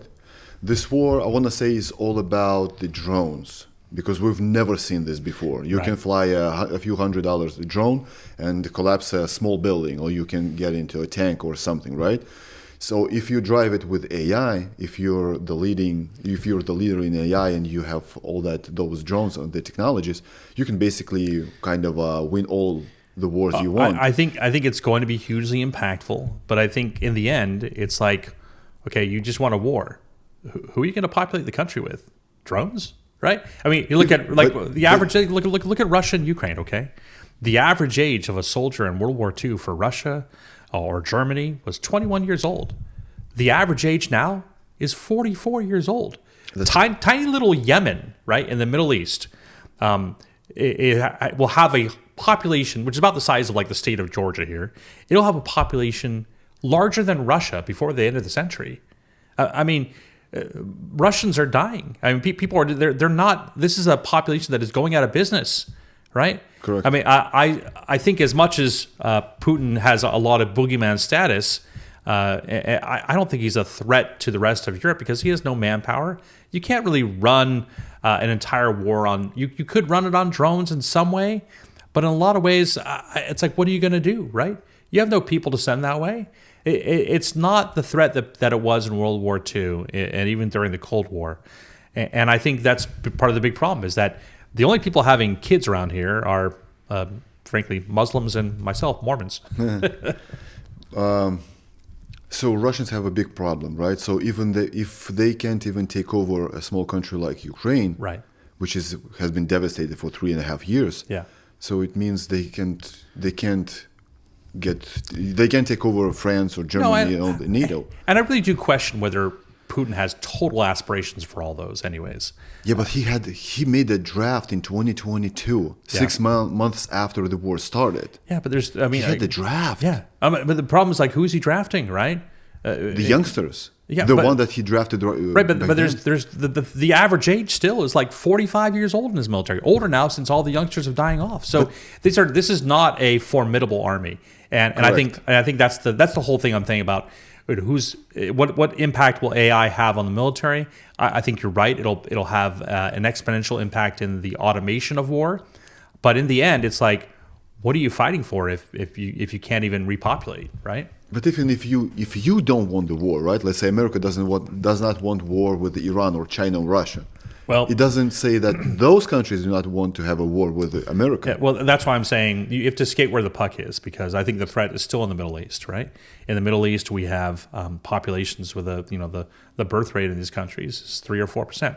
Here's a scenario: why does the world, the technical world, the finance world, speak a language of a small set of islands off the northwest coast of Europe, right?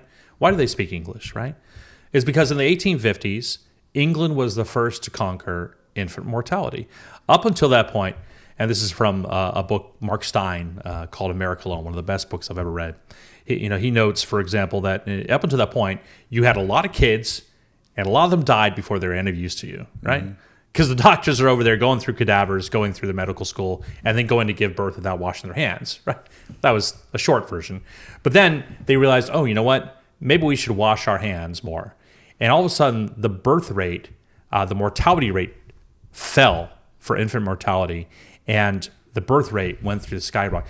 The median age, the middle age, the average age of a Londoner in 1860 was 15 years old. 15 years old, which means the Queen could send her armies wherever she wanted to. Australia, Africa, the world, as the phrase went, the sun never set on the Queen's kingdom. Correct. And that's because she had manpower enough to go to India and wherever else they wanted, right? Well, who's in that position today? The median age of the Gaza Strip is 15 years old, right? The median age of a lot of these radicalized Muslim countries is 15 years old. Their IFR, the TFR, the total fertility rate, is 2, 3, sometimes 4, right? Like, we can shout to high heaven that we want to oppose Because the problem is these people have these countries, and the ideology has, let's say, to put it delicately, a real problem with Western society, right? That's what's funny about these vast leftists at these universities who are, saying they are for Gazans. They wouldn't last 3 minutes with their purple hair on the Gazan Strip. They would be thrown from the highest building. And that's the whole thing. Like, these people have a real problem with Western society. And unless that changes, we have to be ready to defend ourselves on that, right? That's the real threat. Russia's not a threat. China is not a threat. The real threat is always in the Middle East, because you always go to where the people are. And when the first rules of life are knock, knock, who's there? And when you look at total fertility rates and where the puck is going, there's no question. There's no question. The fastest growing demographic in the world are radical Muslim countries. And that means something. That's not a xenophobic question. That's not a xenophobic statement. It's just stats. And it's saying if the largest, fastest growing demographic will oppose gay marriage, let's say, or oppose these other issues that are pride for here in the United States, right? What does that mean, right? It has a huge impact. These are hugely impactful issues. So either there's got to be a revolution of ideology there, or we've got to come to grips with that and just prepare for ourselves. So I always think China is a Potemkin village. I don't think they're the threat they make themselves out to be. Putin definitely is not the threat he makes himself out to be, or that others here in the West make him out to be. I think the real threat has always been in the Middle East. So would you say extremist Islamists are the greatest threat to the Western society, or the liberals, the true liberals, far left? Well, I think the greatest threat is actually our birth rate. You've put yourself out of existence, right? The demographers talk about the number 1.3. Okay, that is, no society has ever. A total fertility rate, right? So our audience... US is 1.6. 1.6, right? So a total fertility rate is the number of children that one woman has, right? Now, a female needs to have 2 children to replace herself and her husband, right? Well, liberals would argue with you. Right, exactly right. But here's the deal, right? In the end, they should be the ones that are worried. Because, if there are no kids to stick the bill to, what happens, right? So America's at 1.6, Europe and others are at 1.3. No society in the history of the world has ever come back from a total fertility rate of 1.3. They just disappear. There'll still be a place called Rome, but the Romans will not be there. So that's a real impact that we need to have a note for, because it's a little crazy. It's impactful. But the low fertility doesn't come from, let's say, extreme feminism, extreme left, because of their ideology. Part of it does, yeah, absolutely. A man is not needed. Yeah, and especially since in the 1970s we've been talking about the time bomb of population and how it's going to overcome the world. That was exactly inverse, right? Mm-hmm. And so I think part of that is there. Part of it also just, it's a difficult economic environment for people to want to bring tons of kids into the world, right? Mm-hmm. And part of that is because of liberal policies and that these Keynesian economics that basically we could just spend ourselves into oblivion without ignoring all the basics of economics. Humans are humans. Humans are going to do human things, but apparently the one thing we won't do is populate. So yes, so U.S. is being destroyed from the inside and from the outside. Yeah, maybe from the inside even more. But it goes across almost, even for Republicans, even conservatives, they're getting married older, they're having fewer kids. A lot of it is sort of the urbanization of America as well. It's well attested that there's a extreme correlation that if you live in an urban area, you're not going to have as many kids. Mm-hmm. So these are difficult propositions to understand. Like, how do you turn this around, right? I don't know. Because kids in the ranch is a workforce. Yes, they work for you. They help you. Right. Or you just enjoy kids, but you got to afford them too. So those are difficult things there. And then again, I got 9 kids, Apollo. So I use AI to feed them. So that's right. So let's talk LDS. Okay, great. Yeah. Can you say you're a Mormon or you're just LDS member? I'm a member of the Church of Jesus Christ of Latter-day Saints. Yes. Tell me, so I can tell you why I am not, for instance, a Muslim, right? Yeah. So why are you a Mormon? Right. So we believe that pattern that God explored in all of Scripture, right, where he would reveal his word to man, Amos 3:7, God will do nothing, but he will reveal his plan to his prophets, right? We believe that modern men need a guide. They need to understand. For example, there have been tomes and there have been rifts and there have been, when you look at the universe, you look at the stars, and you look at our place in the universe, and you realize God has to be the author of this incredible order, this incredible beauty out there, right? But then you look at our religious landscape, and you realize he can't be the author of all this craziness, right? This is just ridiculous that you have the 1834 riff of the Baptist, and you got the PRC and the URC, and then you've got the Catholic Church, and you've got the Eastern Orthodox Church, right? And they all believe that they've got the true interpretation, right? Yeah, but to be fair, those are man-created. Right, People exactly. created religion. Right, but not God. that's why we're different. See, we believe, and I believe, that Jesus Christ and God the Father appeared to Joseph Smith and restored the priesthood to him, and then presented him with the records of the people who were the ancestors of the people who inhabited this lands, North America, South America. That's what the Book of Mormon is about. So the Book of Mormon tells the history of the people that were here. They wrote that history. That history was buried, and it became a signifier for the calling of Joseph Smith, basically to prove to the world that he was or wasn't a true prophet. I believe he was a true prophet. He restored the priesthood here on earth and those keys that gave him to speak in the name of God. So we can understand Scripture and say, well, we look at this Scripture and we says X. We look at the Scripture where he says Y. Well, why doesn't God tell us what it is? Well, we have a prophet on earth to help us do that. But more importantly, the prophet teaches us exactly what God expects of us here. We're very family-oriented too, and that's been my history. It's just understanding that family is hugely important to our Father in heaven. We believe that we are literally the children of our Father in heaven, and that he wants us to return and live with him. And the only way to do that is to follow the teachings of his Son, Jesus Christ, who gave his life for us. And the atonement of Jesus Christ wasn't just a payment, right? Christ suffered incredible bias against him because he was the Christ, just as we Christians do in many ways.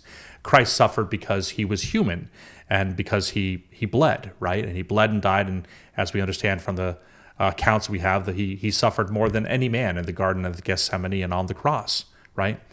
But he was a sinless man. Mm-hmm. So he didn't experience what it's like to sin, right? He didn't experience what it was like to sin. Well, that was part of the reason of the atonement. He paid for our sins so that now when we suffer because, as one of our apostles put it, we willfully inflict ourselves on the spears of iniquity, right? He knows how to succor us. He knows how to calm us. He knows how to help us. And you say, well, how would you know what I'm going through? He says, oh, I do, because I suffered for that. I know what you're going through because I suffered to experience what you went through so that I can help you. So we believe that all men are here to have joy, and that the gospel has been restored to the earth. It was restored in 1830, and it goes on today. I'm just proud to be a member of the Church of Jesus Christ. So do you deny the Bible? No, we believe absolutely the Bible. We believe in fact, our scriptures are the Old Testament, the New Testament, and the Book of Mormon, and then prophecies that were revealed through our prophets. Yeah, but in Matthew 24, Jesus says that there are going to be false prophets. Sure. How do you know that Joseph Smith wasn't a false prophet? But it also mentioned, but what does that imply? What do you mean? Well, if he says there's going to be false prophets, does that mean there's going to be true prophets? It does, doesn't it? So not necessarily. Well, why didn't he say then there are not going to be any prophets at all? So you just should know anyone who says that a prophet is not going to be there. There are true prophets. He says, look at their fruits. And if you look at the fruits of the gospel, I mean, most anyone who has experienced, a neighbor or a friend who is a member of the Church of Jesus Christ will recognize that we're a unique crew of people, right? And we are typically very friendly, very engaging. We have huge charities across the world. We are a lay priesthood, meaning none of our priests get paid. My dad, for example, is in real estate in San Francisco, but he was a bishop for 5 years. I've had a calling in the church in different ways there. My son has the priesthood. I have the priesthood, right? So this is it's a unique church in that way. We don't have any paid clergy, and it is a church that looks after its own. We all pay tithing. We have these temples of worship, which we believe are the literal sort of temples, just like they had in Jerusalem. And these are all things that were revealed through the prophets. There's lots of discussion. For example, you go back to Job, for example, and this is one scripture that talks about how yet worms will eat my flesh, yet in my flesh will I see God again, right? And there's lots of debate. Is it saying out of my flesh will I see God again, meaning will I be resurrected? Is that a scripture attesting to the resurrection, or is it just attesting to a spiritual resurrection? All these questions within the Bible. Christ presents himself. It's a physical body. You can touch the wounds in his hands and everything else. What happened to his body? Does he still have his body and everything else there? And people debate endlessly for that. No, but he has ascended to the heavens. So does he still have his body? That's a good question. I want to say yes. Okay, right. So are you right on that fact? That's my interpretation. Well, others think no, he doesn't have a body. He's a spirit. So do you believe in the Trinity? We don't believe in the Nicene Trinity tradition. We believe that there is God the Father, Jesus Christ, and the Holy Ghost, but we believe that they are three separate beings. When Christ is baptized, for example, he's there in the stream with John the Baptist, and the voice from God in the skies looks down and says, "This is my beloved Son, for whom I am well pleased." And the Spirit, the Holy Spirit, lights upon him. So there are three separate beings right there. So we believe that they are three separate beings, and that we are made in the image of God. But Jesus Christ is God or not? Yeah, he absolutely is God. He's part He's of God. So we believe in a Godhead, which I guess you could term the Trinity. So we believe in the Godhead being God the Father, Jesus Christ, and the Trinity. We refer to it as the Godhead. Okay, so what's the difference in the belief system between the Mormons, LDS, and let's say just the Christians? Yeah, well, the main Catholics. difference is that we believe in ongoing revelation, that we have a prophet who leads our church. We have 12 apostles who are set apart as God. We have a lay priesthood. We have additional scripture, which has been revealed by God and translated by the power of God. So would you believe it if some new prophet comes along and writes a new book? Would you believe the book? Well, Joseph Smith didn't write the book. He translated the book, right? Yes. So we believe that. I mean, if you read the Book of Mormon, it's a crazy history, right? It's a history of the people who lived here and came from Jerusalem at two different points, and it shows about their wars and tribulations until they were extinct around 400 BC, and then they buried their plates to be found at a later time. Joseph Smith was given those plates. He was translated by the power of God. Now that's a crazy story, and basically, I encourage anyone who has a problem with that to read the Book of Mormon and to pray about it and to ask God if it's true, right? Okay, so let's say Joseph Smith 2.0 appears tomorrow. Right. Well, we have With a book. Would you believe him? Yeah. Well, we have a succession of prophets. So today our prophet is Russell Nelson. Yeah, but they do not write the books. They don't. Well, no, they don't give this revelation to write a book upon. Well, sure, but it's not about the books, right? Like there are books and it's how we interpret them. Yeah, but but I want to know, for they're example, what is there? How should we interpret abortion in our day? How do we interpret homosexuality in our day? How do we interpret these very pressing issues, which we can only allude to in the Bible, right? And it's like, what are these pressing? How should we deal with AI and what that means for our lives? What does God want us to intend us? And we believe they have a channel to God and that they convey to us what those things are saying. And we have two meetings every year, general conference that are held in April and in October. And the prophet and the apostles speak to us. I encourage anyone who thinks that it's some crazy religion. You listen to these men, and these men were all professions. Our Russell Nelson, the prophet, was a heart surgeon, right? And now he's the prophet of God here on the earth. And we believe he receives revelations, and more importantly, he holds the keys of the kingdom of the priesthood for this generation. How do Mormons process abortions? We believe that abortion is ungodly, and that only in the case of like incest or rape would it even be allowed. But even then, we're like, no, this is not. This is a demeaning of life. Abortion is evil. So the life begins at the conception. Yeah, absolutely. So how do you then can kill a baby if it's a result of incest? Yeah, I don't believe you should. I think the idea is like the church says, this is basically on huge consultation, but they believe that abortion is wrong. What about the LGBT stuff? The church believes that we should, love our mankind, love the sinner upon this thing, but we believe that a marriage is between a man and a woman, And we also believe that that homosexuality and acting on homosexual intentions is a sin. So basically, what do it's very similar to what Christians Jesus do. Christ said, "Love your neighbor as yourself and love the God." That's exactly. it. Yeah. Two main rules of life. So why do Mormons have so many kids? It's like instilled in you. It's a tradition. Do you want to have as many kids as you have, or why? I think it's a cultural thing, right? I mean, a lot of us, in fact, Mormons more than any faith, are very against premarital sex. So we don't typically have sex until we're married, and the kids basically are just it's a very cultural thing. I think we just have lots of kids. We want to populate the earth. We want to have this joy in kids, and it's. I think the other thing is a lot of faiths. When you're married, you're married till death do you part. In the Mormon Church, we're married for eternity in the temple. So you're married for eternity in the temple, and you're sealed to your family forever. You live with them forever. And I think that's part of the joy too, is that we know that family exists not just here, but in the next world as well. No, so you think that after you die, you're going to rejoin your family in heavens? Absolutely. Okay, so what's this very strange story with all the underwear that you have to wear, and the company that earns a lot of money, selling the underwear? There is only one company that can sell the underwear. Is that correct? No, it's basically a distribution company. They make a lot of money on it. So, but the special garments that we wear are very similar to, for example, it's an inward expression of an outward faith, much like the yarmulke of the Jewish faith, right? Mm-hmm. And in fact, in ancient history, and in fact in some Jewish traditions, they do wear actual garments under the clothes and over the clothes with tassels and everything else there. It's basically just it's a inward expression of an outward faith. It's if you go to the temple, and of course we have a beautiful temple here in San Diego. There's one in Los Angeles too, and you take your covenants there where you make certain promises.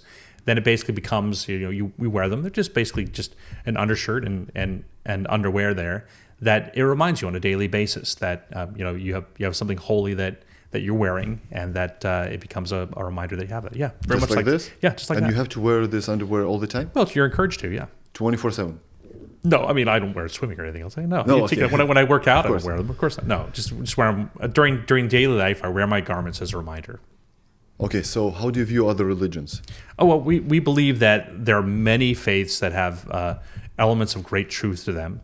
And we welcome them to encourage them to join the church. We believe that the fullness of the gospel and the fullness of truth can be found in the Church of Jesus Christ. But do you deny other religions? Let's say Buddhism, Hinduism, Islam. Well, I don't know what it is to deny it. It's like we welcome them. We have great interfaith relations. We welcome everybody too as Christians, but we say, no, Muhammad is not the prophet. Well, we believe in, unlike a lot of faiths, we believe that everyone will be given a chance to accept the gospel in this life or the next. And that you'll be able to have the chance to understand exactly what the gospel means to you and to accept Jesus Christ. We don't believe there are some Christian faiths that believe that unbaptized infants are going straight to hell, right? Or that anyone who's not baptized, who doesn't hear the name of Christ here in the world, are going to hell. One of the ordinance in the scripture. Well, exactly, but there are faiths that believe that. We don't believe that at all, right? We believe, for example. One of the ordinances that we perform, there's a great verse in Paul, when he's very cryptic. He says, why are they then baptized for the dead if the dead not rise at all, right? Mm-hmm. So there was, and by a lot of scholarly means, some attestation that early saints did baptize each other on behalf of dead ancestors who didn't have a chance to be baptized, right? Mm-hmm. We perform that in our temples. In our temples, we have a baptismal font. Our youth go there when they're 12, and they can be baptized on behalf of their ancestors. It's one of the reasons why we're really big into genealogy, right? Mormons really, I know my fourth great grandparents. I know their names and everything else there, and we're really big into ancestry, right? And so we will research our ancestors, and those that didn't have a chance to hear the gospel because either the gospel wasn't here, we will go to the temple and we'll be baptized on their behalf. And if they accept the gospel, then that baptism is valid. And that's how they go to heaven. But before that, they are where? We believe in that limbo. Limbo, or we call paradise, right? There's a as Christ said, "This day will you be with me in paradise," right? We believe that there is a spirit kingdom where people go after they die, and then after this whole thing is done, then there's different mansions that God has prepared for people based on His knowledge of what they did here in life and what they did. Let's say you die in 30 to 40 years, right? Yeah. And you realize that this whole thing was a simulation. This whole life was a simulation. This was all AI in the end, right? Yeah. Would you be disappointed? Well, I have a firm enough faith where I know that's not the case. That's one of the things that we instill in ourselves. We try to have our kids understand as well. You can know for yourself whether it's true or not. It can be done through study, whatever else there. But in the end, you need to go ask God. In fact, I just encourage you, go to God right now and ask Him about the Church of Jesus Christ. And a lot of times people will have this burning in the bosom. They'll understand God is speaking to me. And that's the confirmation of the Spirit there. But again, it's to each his own on this thing. But I don't think we're in a simulation. Okay, so let's talk then Neuralink. So Neuralink, Yes. You can get this chip into your head, and if you're blind, you can get this projection of everything that is going on around you, right? Sign me up. I love this stuff. I'm a big But it works biohacking this guy. way, right? Yes. So how can you be sure that they project that is literally around you and not the things that they want you to see? For Because Neuralink? yes, because that's basically Well, right now, simulation. I think the simulation, that's very down the road. I think right now they're just doing simulation where you can control items with brainwaves right now. In the future, of course, maybe there's some holographic sort of visualization they can do on these things, and that would be very interesting. Obviously, hugely problematic. Everything that we go in these high technology areas, I said about 3 years ago that the biggest things that would come into play would be crypto and CRISPR. What is that? CRISPR, CRISPR. It's a genetic type of approach towards doing healing and doing. Basically, it's finite editing of DNA strands. It won the Pulitzer Prize for two women about 5 years ago, and CRISPR, for example, has just been used on an infant to help regain eyesight.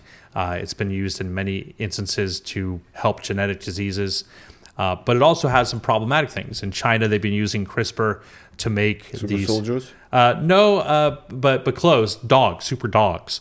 There's a gene in dogs that says, hey, for a greyhound, for example, once you get to a certain point of muscle mass, stop. Well, they edited that DNA strand to say, don't stop. And now you have these huge, like beastly, muscly greyhound dogs that were edited using CRISPR. The thing is, CRISPR is revolutionary because the cost of gene editing until this point has been tens of thousands of dollars. And now for basically a lab in your garage, you could do this for a couple of $1,000s, is doing these really unique gene edits. So it's gonna be hugely impactful on people's lives. But after birth or before? Both, in fact. So they've been able to use, for example, fetal DNA tracking, where they can say this child is going to be developing a rare disease and be able to gene edit that as well. That's challenging. It's hugely promising in those cases that are rare, where a child has a significant heart disease or otherwise. Cool. But it's going to be problematic in some ways. Like, I got the latest swab from George Clooney. Do you want your kids to have his eyes? Yeah. Is it true that you can choose the color of your kids' eyes? Technically, yes. But you're basically playing God.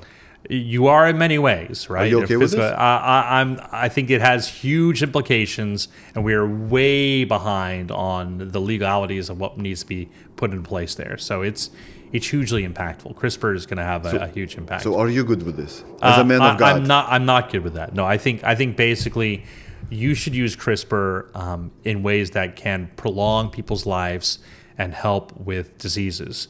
After birth. But you could also do that, in vitro. There's in vitro technologies that you can use to help a child who might be developing, for example, a severe heart disease, so that the heart develops correctly. But yeah, it has huge implications. I'm not gonna lie, it's fraught with ethical demands. So, because if you can make very muscular, quote unquote, people, that's basically Myostatins is something. Yeah. That's the word, right? Biohacking there is Yeah. this is biohacking to the nth degree, right? It's more than just taking vitamins and going into your pressure chamber. This is beyond the realm. This is DNA editing. This is Jurassic Park type of stuff. It all comes down basically to ethics. But since big countries don't have, I won't say any ethics in the military Yeah. industry, they're going to make those super soldiers 100%. They totally will. No but pain, muscular, Yeah. quick, fast, Yeah. fast twitching muscles. The question is, will they find any kids? I mean, the problem I keep coming back to, it's like China is going to become a lot older, becomes more powerful. And so those things are I always look to where the puck is headed. And right now, that Wayne Gretzky phrase, Wayne Gretzky, the great hockey player, someone asked him and said, why were you so successful, right? And he said, I was always successful because I went to where the puck was going, not to where it is, right? And if you look to where the puck is going right now, it really is artificial intelligence, some of this high advanced CRISPR stuff, and of course, the factor of total fertility rates plummeting throughout the world. In the end, you can make all the super soldiers you want, you can conquer the world, but you got no people to populate it. You got all these octogenarians on. Yeah, but they can pay a lot of money, for instance, for Chinese women to give birth to a lot of kids. Will they culturally, though? That's the problem. It's so embedded in their culture, the one-child policy, it's tough for them to break out of it. It's a communist country. They don't care about it. Well, that's the curious thing. It's really is. It's a communist country, but it's very regionally organized, right? And when you go down there, you realize in China that they have regional factions that basically are far more in control than Beijing ever is.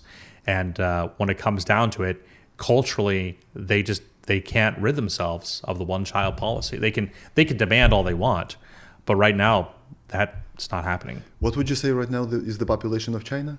I don't even know, but it's. Please take your ChatGPT. Ask him. Oh, it's here we go. And ask one more question, the following question. Yes. So the first one, what's the population? What's the population of China? As of the most recent estimates, China's population is around 1.4 billion people. Yeah. The number has been relatively stable in recent years, though it's starting to show signs of a slow decline due to lower birth rates and an aging population. Now the second question would be take top 30 cities of China by population. Add those numbers by population. What would be the sum of that population of top 30 cities? Take the top 30 cities by population in China and add those together. Tell me what you get. Sure. The top 30 cities in China by population include megacities like Shanghai, Beijing, and Guangzhou, as well as other major urban centers like Shenzhen and Chengdu. When you sum up the populations of these top 30 cities, you get an approximate total of around 350 million people. This is roughly equivalent to the entire population of the United States. 350, right? Right. Out of 1.4. Where's Right. the billion? It's a great question, right? Like I said, it's a bit of Potemkin village, and a lot of them are still in those agricultural areas. A billion people? No way. A billion people. I think once the facade comes down, every stat you ever knew about China might be taken into question. A few years ago, we found out that they were lying, right? Up Yes. 200 million or 300 million more, they were saying? Yeah. That's not true. I want to say they definitely don't have even a billion. Yeah, well, and the other factor that they have that goes against them is it was not only a one-child policy, but it was also a sex-driven one, right? If they found out they were having a girl, they would abort, and they would wait until they get a male. And so usually in most populations, the female population is slightly higher in percentage than the male population. Just that's the way humans work. But here in China, it's inversed. And so you have literally hundreds of millions of Chinese young men who have no prospect whatsoever for a bride because there are no females their age. Can you do the same thing with India? Because they're even more, 1.7, right? Right. Let's see. What's the population of India? India's population is estimated to be around 1.44 billion as of 2024, making it one of the most populous countries in the world. Top 30. Let's do that. Let's do the top 30 cities by population in India and sum those together. All right. If we sum up the populations of the top 30 cities in India, it comes out to roughly 200 million people. That's a substantial chunk of the country's overall population. Get out of here. Yeah. 1.2 billion people are somewhere not in the top 30 cities? Yeah. No way. Yeah, That's a lie. I think. Well, look, in India, I've flown through those areas before, gone through those areas before, and it's attested. It's a very agrarial society, and it's going to be interesting. I don't know. It's tough to tell exactly what things are happening. Yeah, truth is a difficult thing to muster once you sort of set your pace on something. So, what do you think of transhumanism? And define it. What are you thinking of? Bionicle arms. Oh, potentially with some kind of a guns or something. I'm a big proponent of biohacking in certain ways. I love the ideas of what will give me a little more juice for the day. I try to keep it ethical. I try not to do too much caffeine, but I will do some of the brain powder and everything else that I can do. The methylene blue? No, not that much. But I'll do. I've heard that, but mostly just like it's over the counter stuff. Some people that I knew in startups who were doing, some thinking juice, if you will. I'll do binaural beats. That's one of my favorite things too. You know those? So no. Basically, if your brain when it's resting, or your brain when it's active, your brain when it's super focused, is actually resonating at a certain frequency. Mm-hmm. And so binaural beats basically will play one resonant frequency in one ear and one in the other ear that might be higher or lower, and your brain will go to the difference.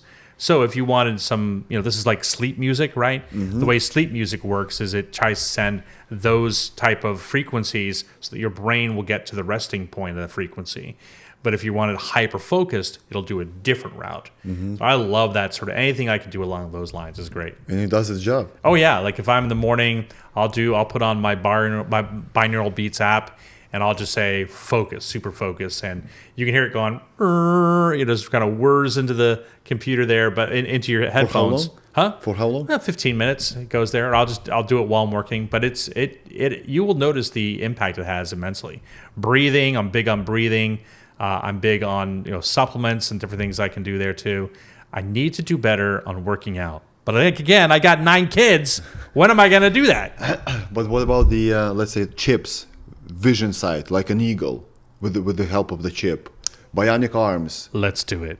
I'm all for it. I don't know why, but I'm really pro Neuralink, pro anything along those lines. I love that type of biohacking. I don't know why. I'm sure that there's some real ethical considerations, but I'm a kid of the 80s. Who doesn't want to be RoboCop, right?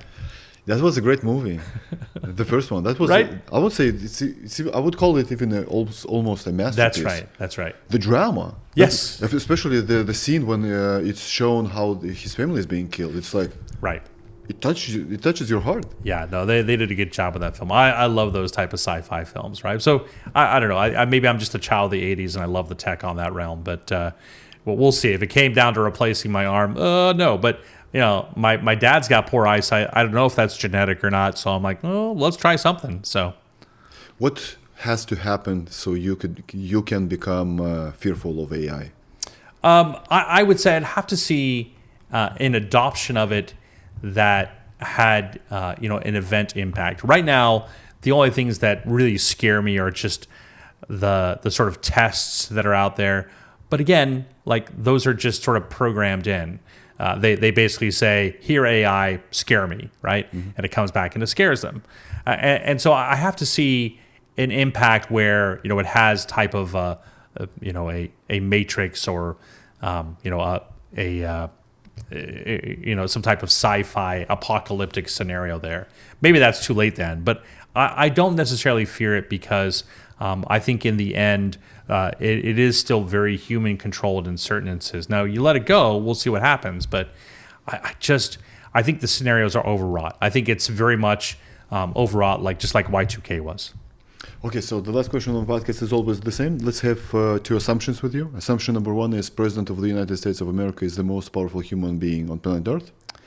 Assumption number two is you become one. You become the president of the US, and you now have the access to all the documents, all the truth, right? You have, let's say, Secret Service, FBI, CIA. They come to you and say, congratulations, Mr. President. We love you. We know all the answers in the world. You ask us, we give you an honest answer. What would be your first question? Oh, margarine, good for you or bad for you? Really? No, I don't know. I always make that joke because the idea is like it's a perfect example of our issue of trust and media and science. 50 years ago, margarine came out. It was the best thing since sliced bread, if you get the pun. Then 10 years later, it's the worst. 10 years later, it flips again, right? These things keep flipping over and over. Just like having 9 kids over the last 4 decades. So my first kid was born in 1994. My last one was born in 2023. So I know something about the way that doctors are very different. When my first kid was born, they said, you're going to have to put alcohol on that umbilical cord 4 times a day until it falls off, right? My second kid was born. It was like, you're going to have to lather this kid with sunblock every single day. We don't want them to get burned, right? Now that stuff, they go, oh, you don't need to do that anymore. You don't need to do that anymore. Oh, and your kids need the vitamin D. I just tell you, we're all human, and don't believe your doctors. Just do your own stuff, but then, trust them as best as you can. So if I am president of the United States and I have all the ultimate authority and all the details at my fingertips, I would say, show me the gold. Fort Knox? Yeah, I think that was a really interesting scenario that they presented. I want to know what are the resources that the government truly has. And they weren't. They went silent. They did. Let's check it. They didn't like, go there. They didn't check it. Yeah, I want to know not just this, but I mean not just Fort Knox. I want to know what are the actual assets that the government has. That's the first question I have to fix things, which is what's good here? What's good here? Like, these are the things that I really want to know. It's so opaque to me what the government actually owns and what it has. Once you have that, you can build off of the rest and try to fix the world. Okay, so let's say they bring you to the Fort Knox and you see that there is nothing. You as a president of the U.S., would you expose it to the public? I think you'd have to. You'd have really? to. Oh, yeah. Yeah, I think you basically, you have to pull the Band-Aid off. You have to. That's the whole thing. I think one of the things that I learned in politics is that the cover-up is always worse than the crime, right? And so, and I've been in politics professionally as a consultant for 25 years. And so you've got to rip the Band-Aid and you got to get it done with. There are so many things that our politicians tiptoe around. It's one of the things that makes Trump, right? A lot of politicians walk on eggshells. Mitt Romney was an excellent individual person. He was not the best candidate, or it was not the best candidate we could have for that moment. But he was the only one we had, and he was fine. But he also, in the campaign, walked on eggshells. In fact, Republicans have always walked on eggshells. President Trump, and this is to his credit, he makes a point to crush those eggshells into the carpet and make the biggest noise he can. It's just authentic in that way. But at the same time, I think there are points where he needs to rip the Band-Aid off. Justin, I had a blast. God bless you. And thank you, Paulo. God has already blessed you with 9 kids. Yeah, 9 kids, right? 9 kids. I love them. This is a hard stop? 9, that's it? No more? No more. Really? We're done. You got me choking. I can't. Yeah, you have to do not the single digit. No, that's it. We're done. God bless you. Thank you. I lost my voice. There you go.